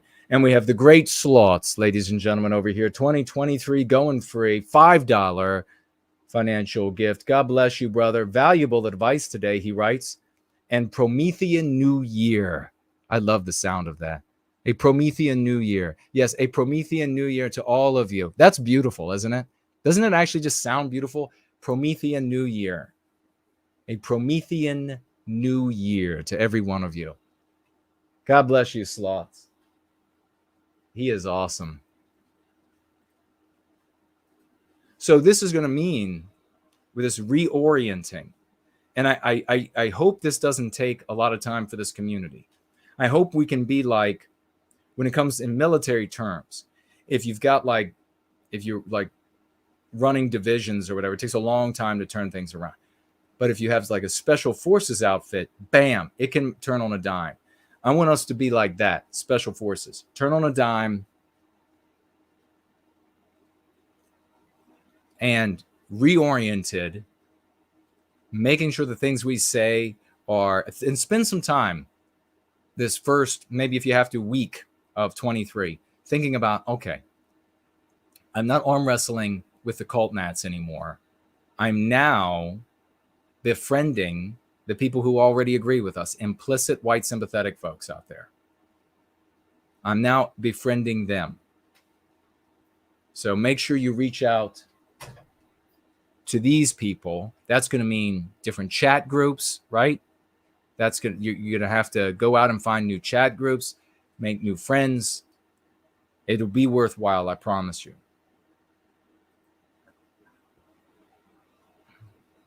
All right, let me see in the live chat. The great Lunder from Down Under is here. I sent a link to Go Free. I sent a link to Go Free to an Iranian resident in South Africa. Even one person, oh no, I'm sorry. Even if one person reads Go Free there, it will spread like wildfire throughout the town, securing its survival. God bless you, man. God bless you. Big 07 to you, Lunder, for that. Lunder in Australia, reaching out to our brothers in our country of South Africa, who are absolutely beleaguered and under an increasingly demonically oppressive anti-white regime. God bless you. Thank you for that. Sam is here. Great to see you, brother. TJ is here. Wonderful to see you. Sam says, I really appreciate that this community welcomes me, even though I'm married. He says he's marrying a non-white person. He says, I get nothing but love and support from this community where I get berated for it elsewhere. Well, yeah, because the problem is in this community, and Sam has mentioned how he's, I think, Sam, are you and the woman you're marrying, are you all like maybe a little bit older and you don't, I think you said you don't intend to have children. And we openly said, with Sam that in the Go Free method, are you going to be okay with the idea that we condemn the biological white erasure of Western kind? And he said, absolutely. Absolutely, I agree with that. And so we said, then hallelujah. I mean, Sam's saying here is he's a white guy. We want non-white people to come and combat anti-whiteism with us. So of course. So what happens with Sam and good folks like Sam is that in these circles whose objective is to bring negative attention to non-white people, they have like these litmus tests that you have to pass. And one of them is this sort of thing. You're out. Now, here's the interesting thing for Sam is that if Sam decided he wanted to just be violent and disgusting about non-white people, particularly jaywalkers, they tolerate him. They don't mind. It's like I want everybody of all races to combat anti-whiteism. Namer people want people of all races to combat jaywalkers. What do you want to be a part of? I mean, in the first, we benefit Western kind, we put an end to our victimization.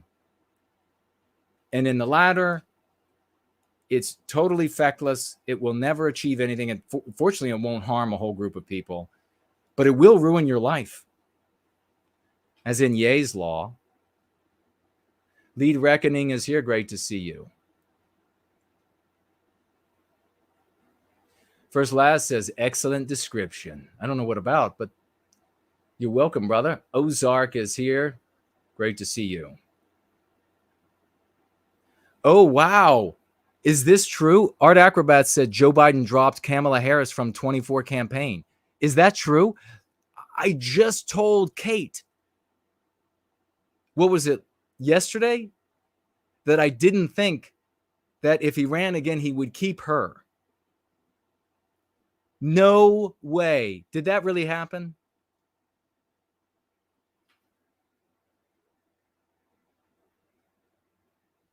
Franklin says when he was confronted. Oh no! So First Last was probably an excellent description about the demons inside of these anti-whites, the anti-white demon inside of people, whether it's our brothers or sisters or whether whatever it might be. Franklin says when he's confronted with those people, he smacks them with the no white guilt pillow, which of course he carries everywhere he goes, and it leaves a white well-being, and then he leaves a white well-being business card, and he walks out of the room. Awesome. Numerical Courage says Jason is preaching the truth. Thank you for that.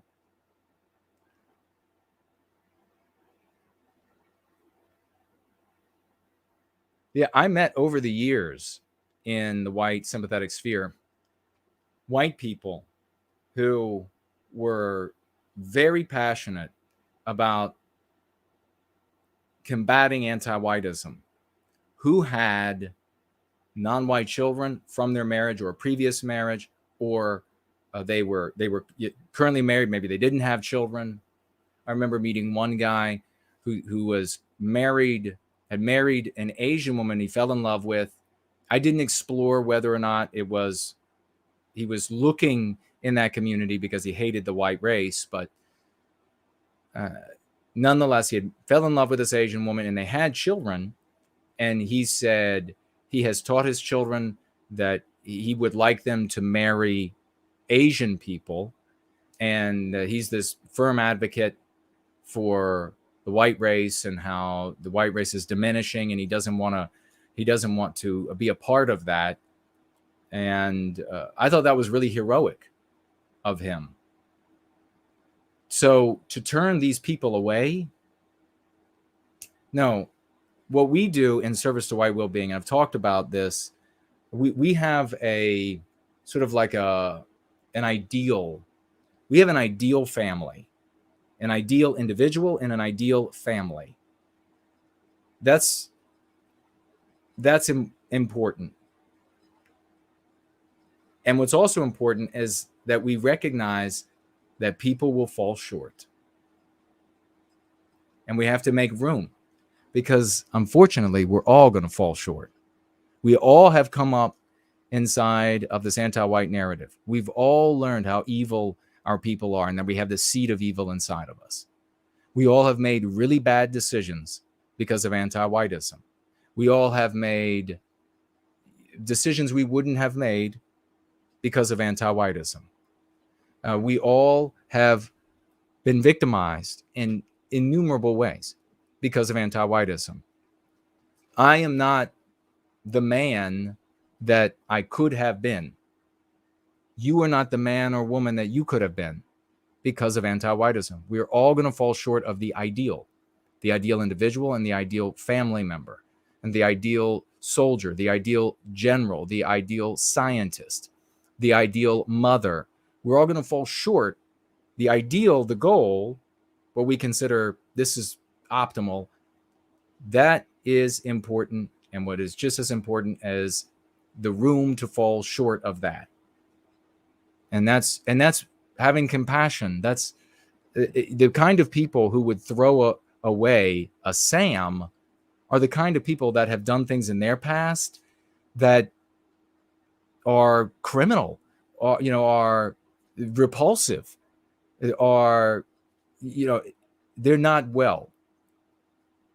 So they would act like they live in this perfect, they have this perfect past, but really the closet is bursting with skeletons. Some of them still meat on the bone.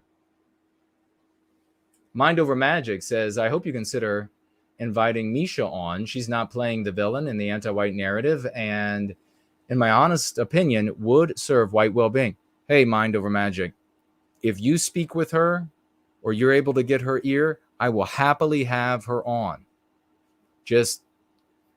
I have no way of contacting her, and I've dropped a couple messages before, but in all honesty, that girls nowadays, when they get a message from and this is almost all white females, when they get a message from a white guy who could be a potential suitor in the respect of looks and age, not relationship, not looks and age, a potential suitor, and they don't see him as either in that 15 to 20% of like prettiest faces, or with some of the analogs. And in this case, it would be like a channel with like 500,000 followers or so. That would be an analog. If they don't see that, it's just like immediate ignore. It's immediate rejection. It holds true everywhere. So me just messaging her out of she's going to be like, nah, not interested. So other people will have to go to her and say, you should do an interview with these people. You should go over on that show. And they're good folk. They'll treat you nice. And you could tell people what you do. And y'all, if you do that, and she's interested, happily have her on to talk about, just like we had on that other girl, whatever her name was.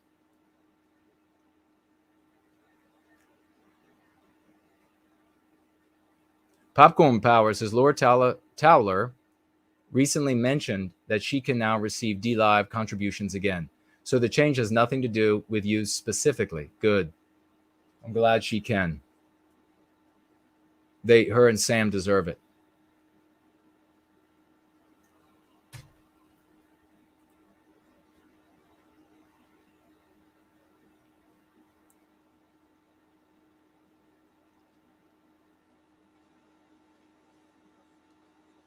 And Pants is here. Great to see you, good sir.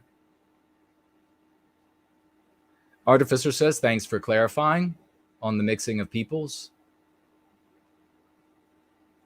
Franklin says, he doesn't even own a no white guilt pillow. Buddy, I am bringing you one next time we're together. That's it. You're definitely going to have one to smack people with. But they're soft and cuddly and perfumed, so people will love being hit with them.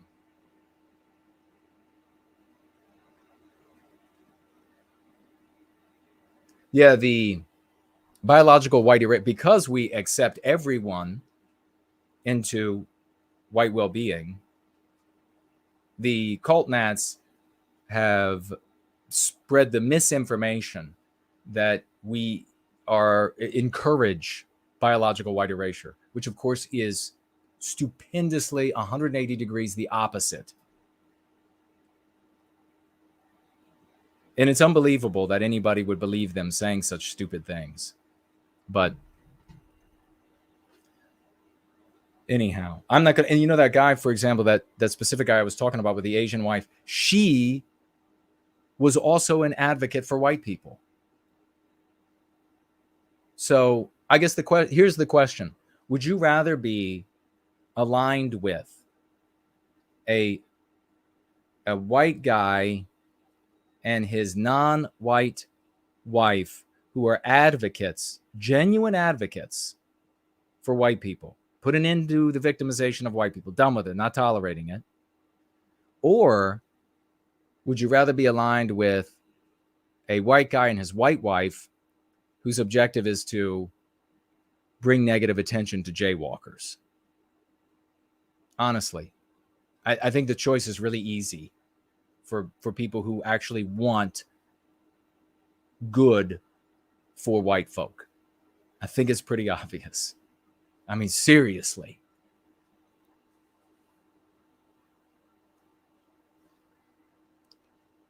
All right. Let me make sure this is blank. We'll get to these calls here in a moment. All right, good. Nobody missed on Cash App. Montana Kid is here. Great to see you, brother.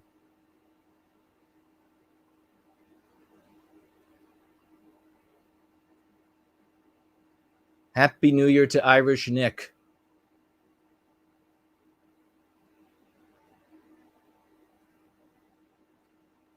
Franklin says, Jason just needs to turn himself into a Justin Bieber. There's no other way. Yeah, Little Apostate. That was her name.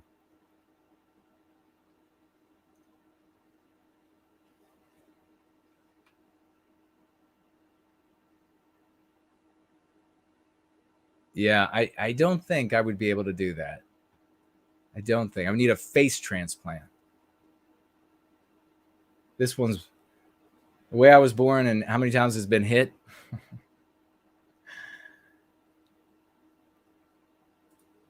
But as we get more real women of the West, as more girls and women become girls and women of the West, they're going to stop prizing pretty-faced guys, and they'll start prizing men of the West. Okay, so White Wellbeing Advocate, financially gifting another $1 over there on Odyssey. Says, all right, I figured out how I was able to send you via Skype. Okay, so we'll have that song next time we get together. Thank you so much for that. And it looks like we received a Lamborghini. Or what's it called over there? Oh, a Ninja-gini. That's right. A Ninja-gini from the great Fornal. Financially gifted over there on D Live. A Ninja-gini. And he says with his Ninja-gini, Promethean hails. Brother, it's so appropriate. When I saw that Ferrari earlier today, not long before the gathering, it was funny too, because what I did was I wasn't at an intersection. There were like a four-way stop, and there was no light, but it was an intersection of roads intersecting like this. I stopped in motion for him to go so that I could see. I didn't want that thing behind me where I was like looking in the mirrors trying to see it. I was like, oh no, please, with that beautiful Ferrari, pull out in front of me so that I can watch it and its curves, its sensual curves, just as it turns, makes that left out there. And then I can look at that fabulous rear end. Oh, that rear end. That amazing rear end on that Ferrari. And the sound. Oh my God. It is so beautiful how we as a people, we invent automobiles. At least that's my opinion. And then we make sex on wheels. It's crazy. It's absolutely crazy. But I sure am grateful for it. All right, we're blank here too. Was there any? Oh yeah, we had some of your comments I wanted to read. Let's see what we have here. What time? Okay, I think we might play a little bit of Fornal, one of Fornal's newest pieces, and we'll come right back with a comment from Bescape. We might not be able to make it all the way through that song, but nonetheless, please enjoy it while it plays, and be right back.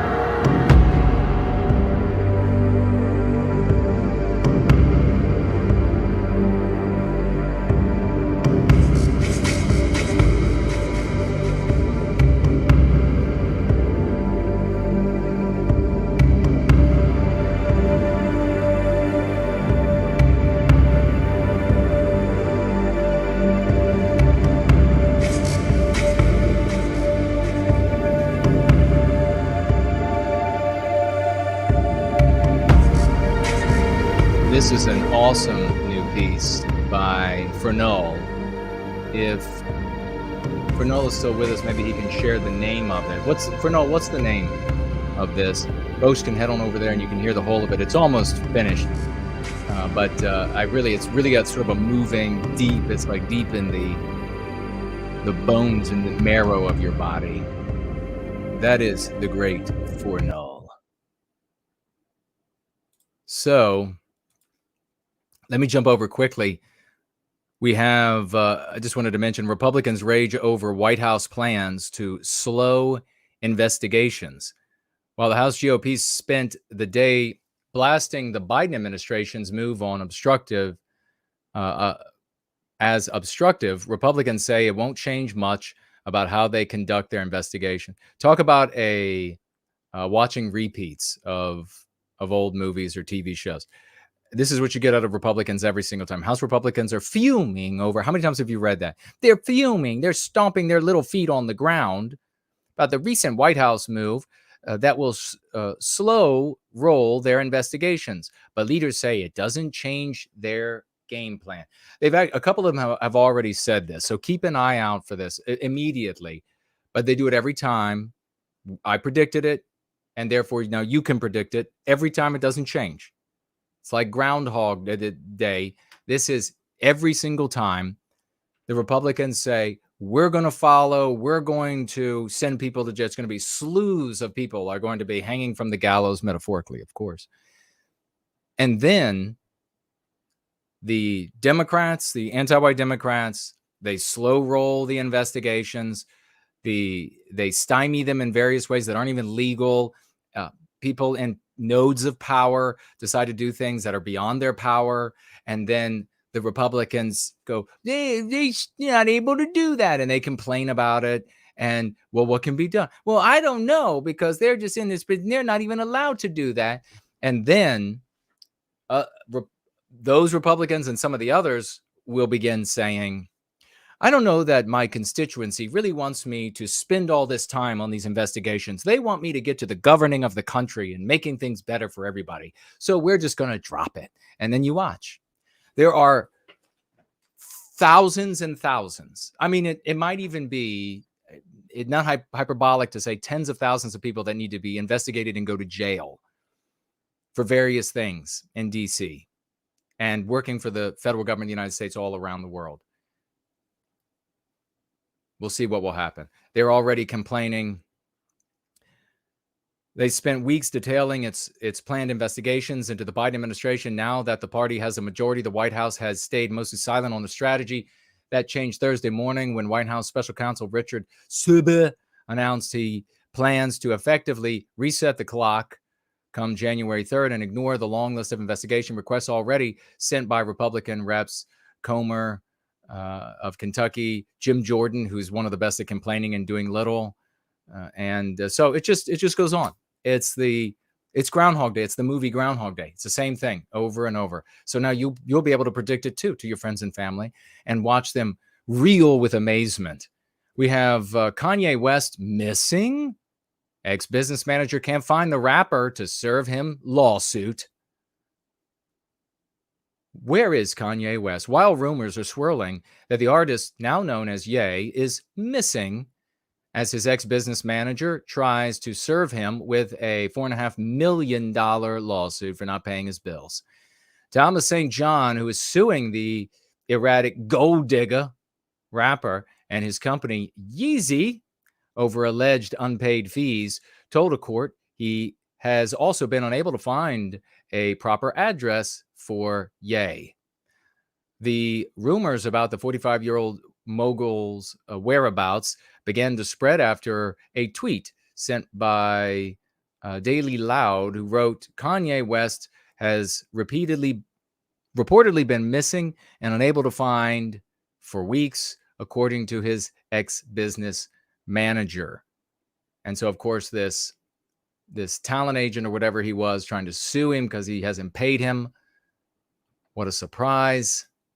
And now he's gone and he's not talking to anybody.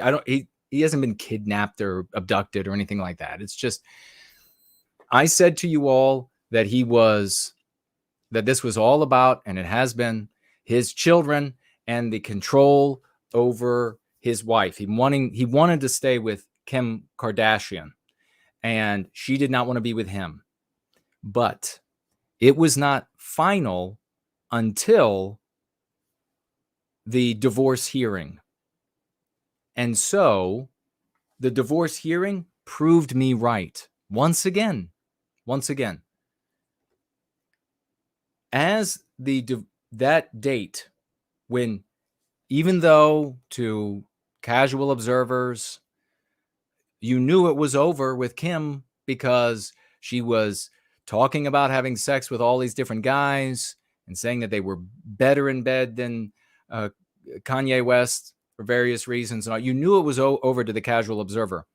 In his mind, it was observable that he still wanted that to work. You could see in the way he answered the questions about his marriage, saying things like, she'll always be my wife, and this sort of business. And so to have her in his life and control over his children, which he was also watching slip away. As that date got closer, the date of it being, even though, again, casual observers saw that it was over, to Kanye West, it wasn't over until the fat judge sang at divorce court. Does that make sense? As it got close to that date, that's when he panicked and did all of this spectacle. That's when all of his internal angst, his sadness, his rage, that's when it all came out onto the world and exploded onto the world. And people read into it what they wanted to see there rather than what was actually happening. So the date approached when it's finally done, Kanye, it's finally over. And then he gets to that date, they have that hearing, and Kanye disappears. And now it's crickets, because now the finality is there. For him, it wasn't there until that date. Now, that does not mean that he absolutely won't reappear. And that would be because he's perhaps persuaded, because he's lonely, because he wants to strike out again in angst and anger, or more just anger, more like retributive sort of thing. But for him, the tantrum that he threw, and that's all it was a tantrum, was just because that clock of that date was ticking, and he was getting closer and closer to it, when finally it couldn't be undone anymore. Up to that point, that divorce could be undone. Up to that point, Kim, in his wildest dreams, could turn around and say, I'm sorry, I should have stayed with you. We'll get back together. It'll be wonderful, and I'll love you again. And then everyone will see that you're the Big Mac daddy because I want you rather than all these other guys. Right? God, sometimes it's painful being this smart and right all the time. Let me get to some of your comments, because they are as smart and right. We have Bescape saying here, Jason is right. I'm not kidding. It starts off that way. Bescape says, Jason is right. Take your kids out of school. They are not liberal programs. They're not woke programs. They're not divisive programs. They're anti-white, psychological damage-inducing programs that exclusively target white children to inflict harm as intended. Magnificently written there, Bescape. And here's the thing. Bescape has picked up that way to talk now, and he'll be able to go out into the world and change lives with that way to talk. The great Franklin says here, you are going free, or you are going nowhere, go free. The restoration of order, go free. Hope without copes, go free. Walking the straight and narrow, go free. Changing the course of history forever, go free. Slow and steady wins the race, go free. The well-being of Western kind ensures the well-being of humankind, go free. Standing for what's right even when it's hated, go free. The ultimate doctrine of moral people, go free. Proper compartmentalization of all things, go free. A book that will eventually be as common in Western households as the Bible. That's awesome, brother. Without question, Franklin is right, a champion. Go Free will be eventually as popular as the Bible all the way around planet Earth, because people will need it to be able to worship, whether it's Christianity or European religion or whatever it is. Because otherwise, the psychological warfare undermines the religion. It undermines the atheism. It undermines everything. Millennial Awakening says, Jason, great stream last night. I also experienced what that kid did when I was about his age. This is when the child was being attacked, the young white man. He says, when I was that age, and fought back as best as I could. Incidentally, I ran across the most asinine article on Fox last week, which was written by a gentleman who has a university on YouTube named after him. Not a real one, though. That would be Prager University, I'm guessing.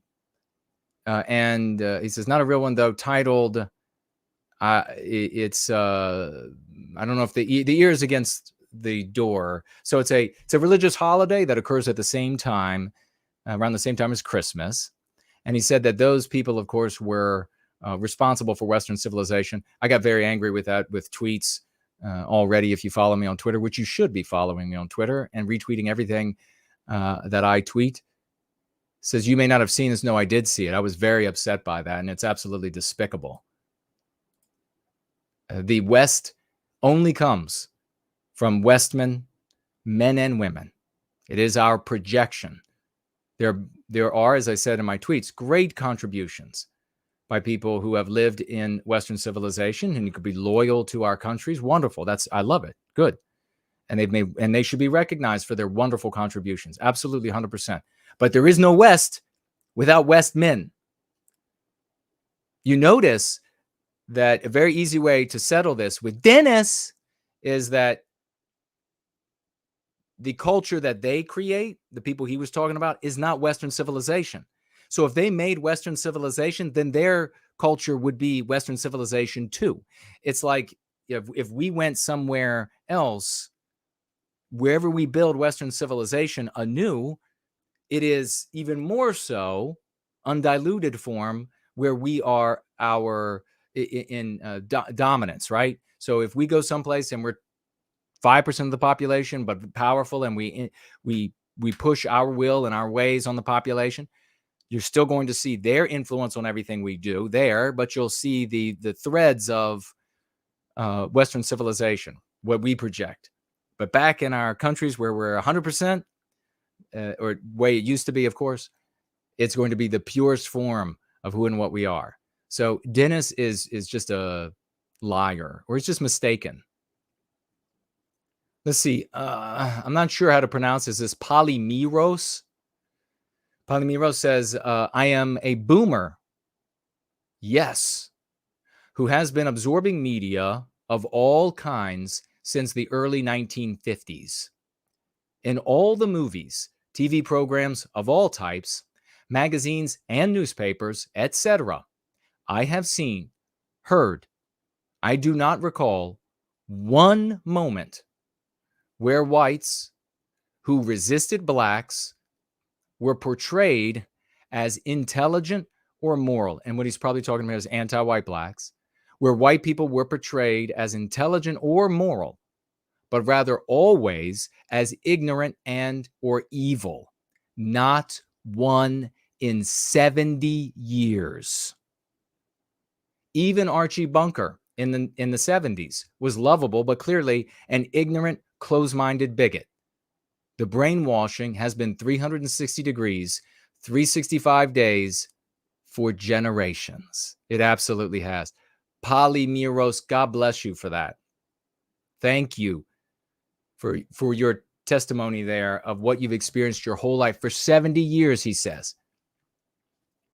Not once has there been a positive portrayal of white people anywhere resisting anti-whiteism. So, are we right here when we say it's been this way for generations? Damn right we are. God bless you, brother.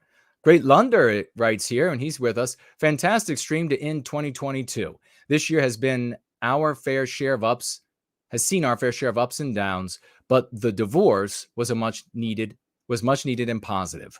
We head into 23 with the memories of Syntheside and Fraulein Dresden close to heart. For their lives were dedicated to our well-being, and we must continue the struggle. A lot of newcomers recently, plus the eye-catching increase in Jason's sub count, all to be expected, but can do with some improvements. I reckon more than 25K by the end of 23. Let's make that a goal. A lot of pieces are starting to fall together, and only a diligent, intelligent, and loving community can make it happen. I'm glad to count myself among you. One good-looking guy amongst heroes can't hurt. Happy New Year, folks. I'll see you on the other side. That's from the great Lunda from Down Under. Wise words, and that was funny, brother. Well said. Thank you. The great Reptile says here, the war for Western kind was lost at the dinner table. He's quoting me, and he says, brilliantly stated. Thank you for that, good sir. He's a true champ, the whole family. And we're going to take the fight to the anti-whites at the dinner table. That's where it's got to be won. Reptile also finishes up with this here. He says, the movie Die Hard was actually based on Jason. He defeated the terrorists, rescued the city, and saved Christmas.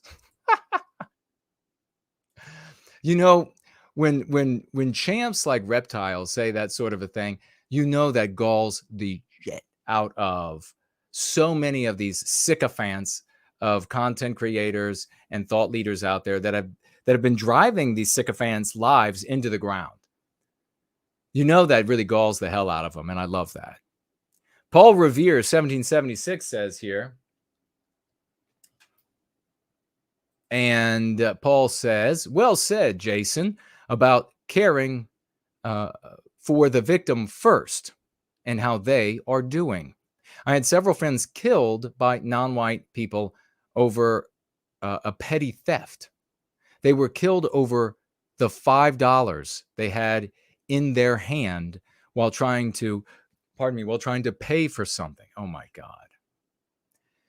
Every single one was killed for a reason that simple. Their lives were cheap to these scumbags, not to me. It never will be. God bless you, Paul Revere, 1776. It will never be. Their lives will never be cheap to him. You know, it's such a difficult thing. And it really saddens me and sickens me that when we see white people victimized, that we don't immediately think about them and their families.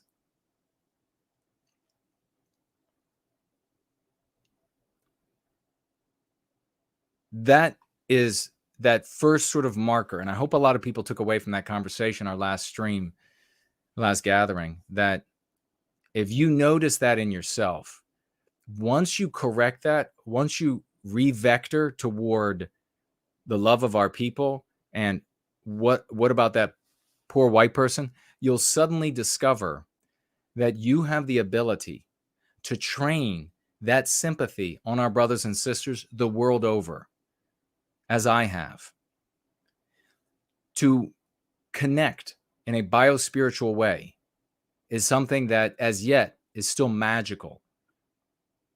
Our science hasn't figured it out yet. It's still magical. And it's something that it's buoying, it's strengthening, it's ennobling. So do that, reorient.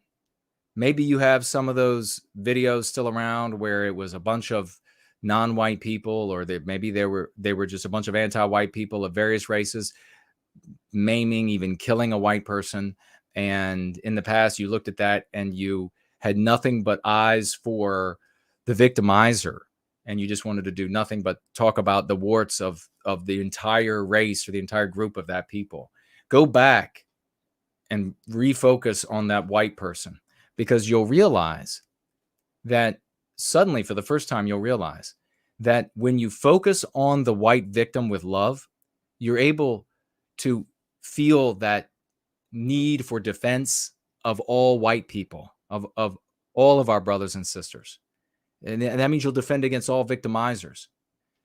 And you'll be able to see very quickly that when you focus on the victimizer, whatever group it might be, that when you focus on them, that you never had a thought for the protection of our people. God, it's just a real way to wake up. It's a real way to suddenly, find who you are. Very well stated, brother.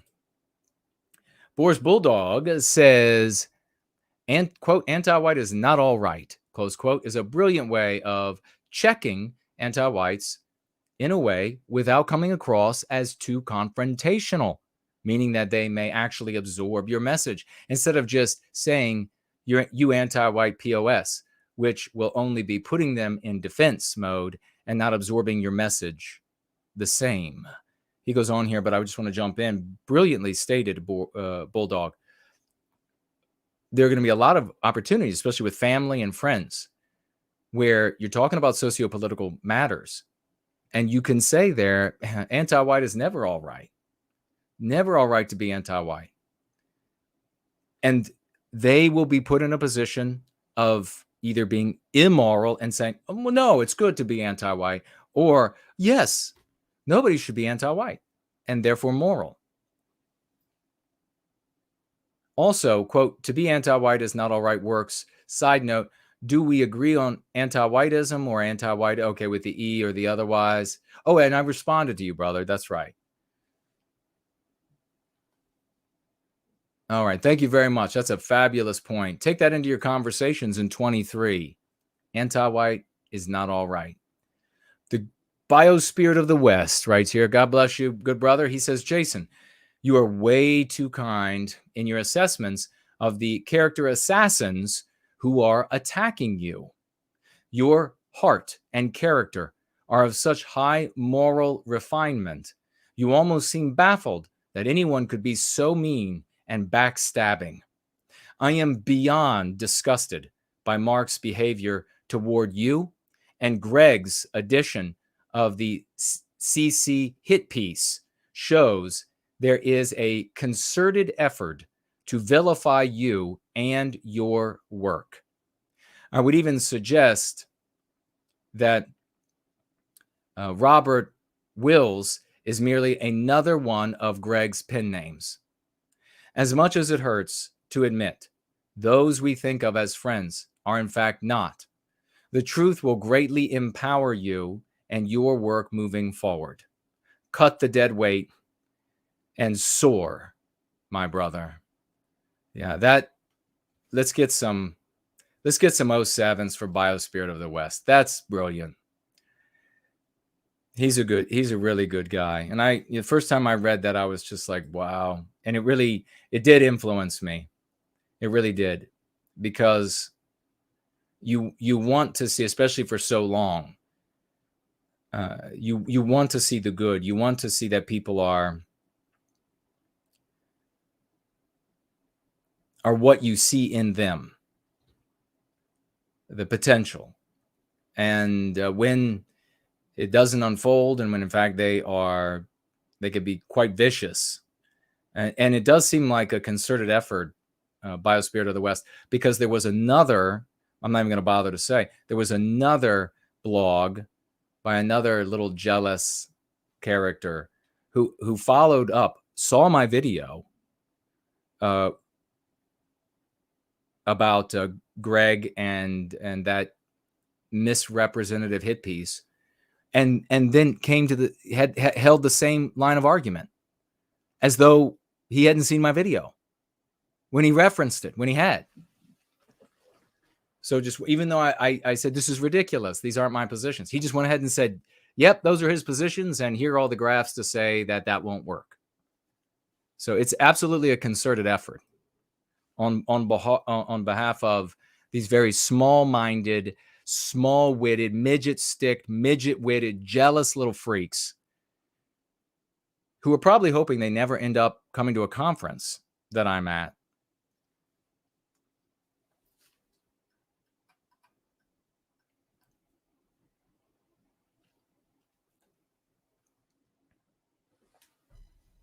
Susan of Hull Humberside says here, the power of words is so true. Mr. Greenblatt of the ADL, being interviewed on a stream this week, brilliantly, credit where it's due, said within one solitary sentence to the interviewer, quote, no room for anti-Asian racism, anti-Black racism, and anti-Semitism, close quote. No friend of white people at all, but he was the ultimate consummate professional in making sure the racism suffix was never added to his own people's suffering. They do not allow it and jump on whenever the MSM, extremely rarely, examples The Guardian, says it, and that is when The Guardian or whoever is siding with the ADL. On top of that, we need to do the same and stop people from saying anti-white racism. Never use the concept that destroyed the West, which is racism, the anti-white concept. It is the ring of Sauron. Only our victimizer can wear that ring. If you put it on, you become his vassal. It must be destroyed. And don't tell me, for all of the folks out there, I know it's this proclivity of the white race to want to look to the rules. And in this case, the rules are in the dictionary. And they want to say, well, look at the rules. Well, the rules, my friend, where the rubber meets the road, where it's concretized, is in the brains of the people using the words, not in the rule book. And in the brains of the people using the rules, it means what we say, what we have articulated and demonstrated repeatedly, what it means. So much so that what people think of it in their heads and then apply it in their worlds becomes the codes at universities, the laws at county and state and federal government. It is all instantiated as the evil of the white race. So do not come to me with a dictionary, because I will be tempted to give you a long sleep with that dictionary. Sam here, we're just talking about Sam. Sam says, no white guilt, you mentioned me in your stream. I'm Sam that got a bonus from his jaywalker's boss. I got it after he teasingly called me the R word for calling together the White Elephant Party. That immediate feeling of dread hit me as my boss and all my coworkers were looking at me for a response. In that moment, I thought of all I have learned from watching your videos. I haven't even read any of your books yet, but I did order Go Free tonight. Isn't that interesting too? We had this moment, then you had the moment earlier in the show, which is, what was it? I think it was Lawrence. Where's the tab? I think it was Lawrence. Anyhow, we're put on the spot, and then what do I do? What do I do? All of the other approaches, methods, techniques fail, and then grab for Go Free when put in that moment of danger, and it works. As I looked at all those faces looking back at me, I mustered up some courage. I looked at my boss and said, all good elephants of all immutable characteristics are welcome here. I got a high five from my nearest coworker, and the rest cheered and clapped, even my jaywalker boss. Thank you, Jason, for all that you do to teach the Go Free method. I'm looking forward to learning much more. That's fantastic. That's fantastic. So he's established now the kind of heart that he has. And he did it under pressure. He did it under fire with everybody looking, established the kind of heart that he has. And so that reputation is going to come with him when he says, anti-white is not all right. You follow me? Ken Ashcroft says here, what an absolutely 100% 5-star stream, no veneer, projected from Jason, just the unmitigated truth, getting to the crux of the white sympathetic circumstance. God bless you for being so pellucid, my friend, so clear-sighted. Johnny Johnson says, to the Name them, enthusiasts. Just stop! Exclamation point. Naming one whole people is retarded and will only damage our cause for white well-being. And well, that's the thing, is that's our cause. It's not theirs. Johnny Johnson goes on to say, we name them. We just name the anti-whites, and only the people who are identifying themselves as anti-whites with their thoughts and behavior. So stop and name anyone anti-white that are anti-white, jaywalkers or not. Name them anti-white, and you are now the hero instead of the villain. And no, we are not the poor victims of these anti-white villains either. We are actually true victims of vicious anti-whiteism. A victimization so brutal no other people could even imagine, because we are not even allowed to be a people. Ill treatment of our people will only stop with us when we stop allowing it to happen. Very well written. All right, Mr. V, get ready for the call. Entropy Enjoyer says, he says, sorry, but Mark is a tool of the establishment. Keep any opposition to what's happening looking like J-obsessed weirdos so that nothing ever comes of anything. This is Entropy writing here. He says, has been at it for years. He was on a documentary on Mainstream called, we remember that. What normal people are ever going to support PA when all they do is blame everything on another group. He has no intention of becoming an actual political party. So more there. Essentially focusing on, thank you, Entropy Enjoyer, just focusing there on the fact that if you are focused on another group of people, that in a group, in a party, whatever it is, you're not going to get support from normal folks. It's not going to go anywhere. And I agree with that completely. Okay. Real quick check. Here, there. Oh, we have. All right. So who was that? Art Acrobat says he has a no white guilt RV, like recreational vehicle. Oh my God. Do you really? RV as in recreational vehicle? What does it say? No white guilt on the side? If it does, you got to get a picture. 0022 is here. Great to see you, brother.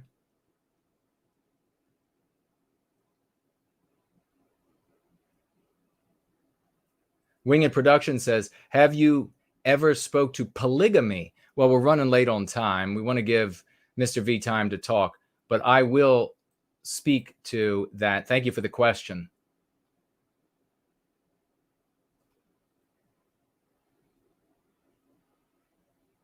Hyperborean Jim, I made a new account here again. I sent you the song file to Skype. Thank you for that.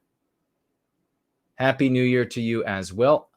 Amma says, whoever watches Cash App, I forgot to add my YouTube name. So Amma has a financial gift over here on Cash App.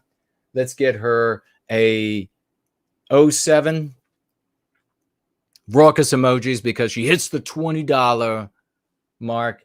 $20 gift for white well-being dollars. And she says, with those $20, guilty only of missing the last 2 shows. Promethean Hails. God bless you. Thank you for being back. I only missed the last 2 shows. Happens every now and then. You were probably in some sort of catatonic state, because that's the only thing that can keep people away. Linda is here. Great to see you. Elaine says, hail no white guilt. Just got back from a walk on the beach, and now we're grabbing a bite to eat. Happy New Year. Happy New Year to you, dear sister. And Lunder says he's got more messages. Thank you again, Amma, for that $20 raucous emojis, 07s. And here goes the call to Mr. V.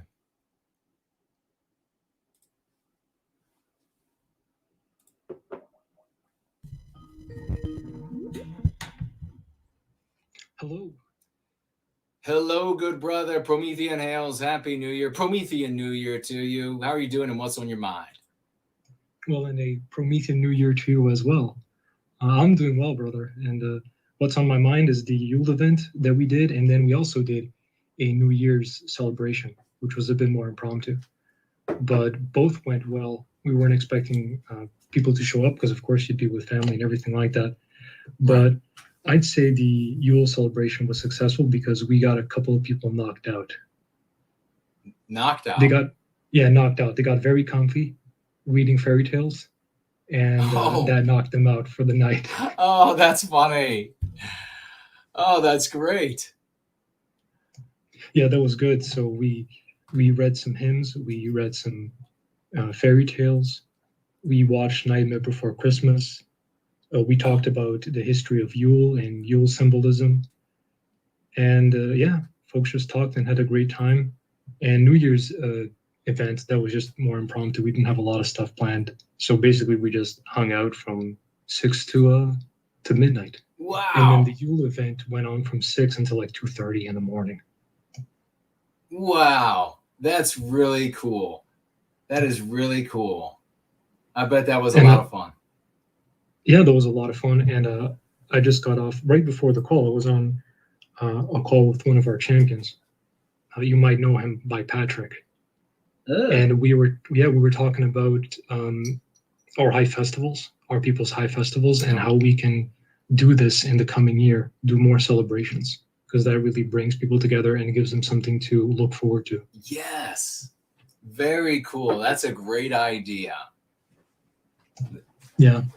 And this year, the New Year's, it's meant to be, the way our ancestors looked at it was that it was a day to clean ourselves. And some people were actually cleaning yesterday. Oh. It's kind of an instinctual thing that we do. Yeah. But it's the cleaning and the purification is meant so that we can start the new year free of guilt. So we were joking yesterday that it's literally a no white guilt day. I love that. It is a no white guilt day. Yeah, and it is also Heimdall's birthday. So Heimdall is the Norse god of time. Okay. I believe the Greek equivalent would be Kronos, right? So same god, just different name. And Heimdall's, one of his many names is the white god. So along with Balder, he is one of the two white gods, and he is a god of time. So I think it's rather appropriate that his birthday would be on New Year's. Oh, very cool. Yeah, so we talked a bit about that as well. So bringing in our high festivals, I think, is going to be huge. It brings people together. Also, everything has just become so materialist and consumerist. You know, what do white people look forward to now? They look forward to freaking sales. Yes, you're so right. That's exactly right. Yeah, and we can't be having that. We got to have our people focused on our culture. And you know, I got to tell you, brother, this was the best Yule that I've ever had. Really was. Man, that's wonderful. I'm really happy to hear that. How are you thinking about? You have any resolutions for yourself for 23, or would you like to see out of the community, or expectations, especially now that, get your thoughts on now that we're sort of free of the trammels of these folks who have other different objectives, what that might mean for us moving forward.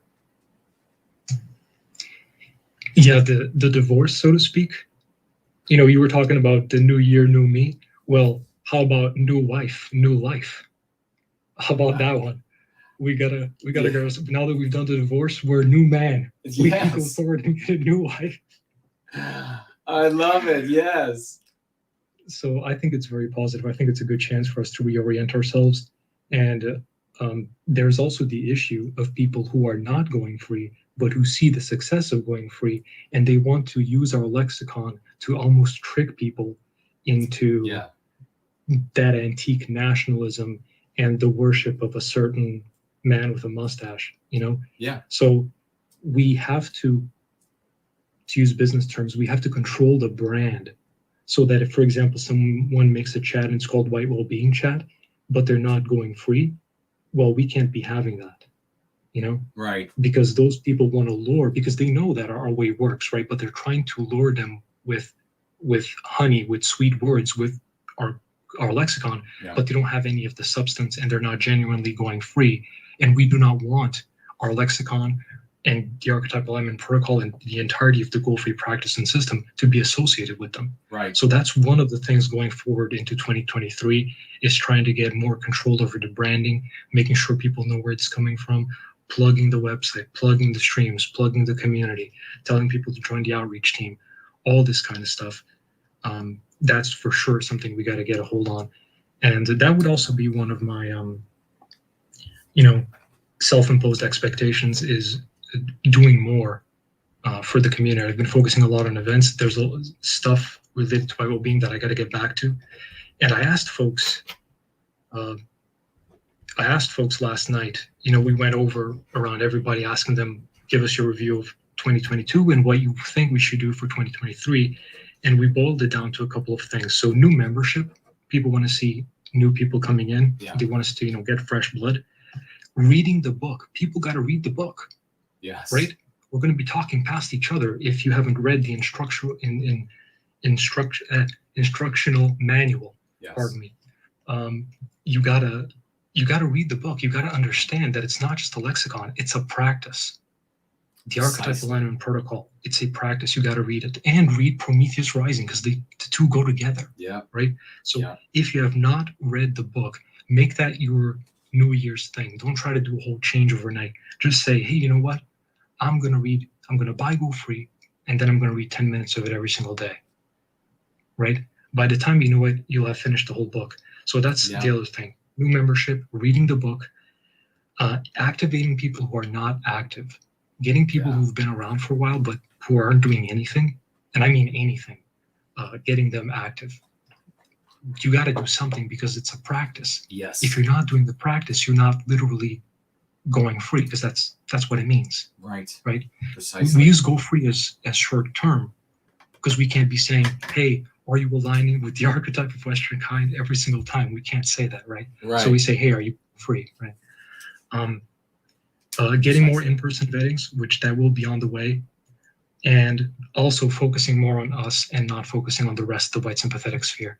Not being stressed about what they're doing or, what are they up to now? Just focus on what you're doing. That's the most important thing. So those are just some of the suggestions that people have for 2023, what we can do better as a sphere. I love it. I love it. It's constructive, and that's how we have to be. We're not pedaling without a chain at the doom and the past and the prognostication. We are talking about everything you're talking about there is about getting out, making a difference in ourselves and in our brothers and sisters out there. And when it comes to this, now that we are divorced from, we are a completely different entity. There's no connection to any of these namer folks, this whole, that whole part of the white sympathetic sphere that's really ultimately not white sympathetic, because they're just they're just jaywalker shadows. They have no substance. They're not a people. They don't. Does a shadow really exist? Can a shadow hurt or help anyone? So think about that. Can a jaywalker's shadow do you any good? All that a jaywalker's shadow can do is chase jaywalkers wherever they go, follow them. And has a jaywalker's shadow ever harmed? Ever taken any of the power? Have you ever seen the shadow of a jaywalker take any of the power away? It just doesn't happen. These people are in it to lose for a disgusting objective. So since we are completely away from that, and we're no longer trying.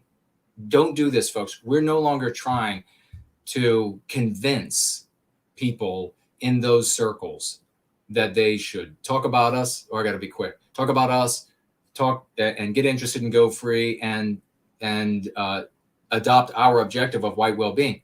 We have nothing to do with them anymore. So ridicule the living crap out of them when they use our jargon, when they use our language, our lexicon, when they use our dialectics, ridicule the crap out of them, they already have a built-in purity spiral in the direction of the Third Reich and all of these sorts of things. So it'll be very easy to just mock them for looking like us instead of looking like the Third Reich. And they'll end up dropping that. But quickly, you have 2 minutes, brother, for any final thoughts. Well, final thought would be read the book. Read the book. You got to read the freaking book, man. It's amazing how many white people don't read anymore. You've got to read the book. It really should be. And going forward, we got to crack this down. It's got to be standards. We do have to elevate our standards. That's going to be a big thing going forward in 2023 is elevating our standards, demanding more from each other, raising our expectations, which is something that we do out of love because we know those people can be so much better. Right? Yeah. You've got to read the book and you get it. It's super cheap on Kindle. If you really can't get it, reach out to someone and they'll get it for you. But let's do that and let's ride the New Year wave and do something very, very positive. 2023, we've gone through separating ourselves from people that are not going in a positive direction. Let's keep that going and dominate as much as possible. Because when someone thinks of, white well-being and starting to care about white people, we can't have them thinking of all that antiquated white negative garbage. Amen to that, brother. Perfectly said to wrap up the stream on this first day of January 2023. Thank you, brother. No white guilt and Promethean hails. Promethean hails. That was the great Mr. V. As we are in our final seconds here, this is going to be a really awesome 2023. 2023. Go free in 23. I'm really excited about it because it's very different. As we were saying at the very beginning, as Mr. V was articulating there, it's very different from the New Year's that have gone before, because now we are actually freed of all that which was holding us back, all that was pulling at our clean garments and drowning us in the mire. Another big thank you to Amma for her financial gift here at the end. And let's get so electric with excitement over the course of this next week that we get out there, we make a change, we make a difference. This is our starting point. We're going from here to the moon, to the stars and beyond. I love you all. Let's go free.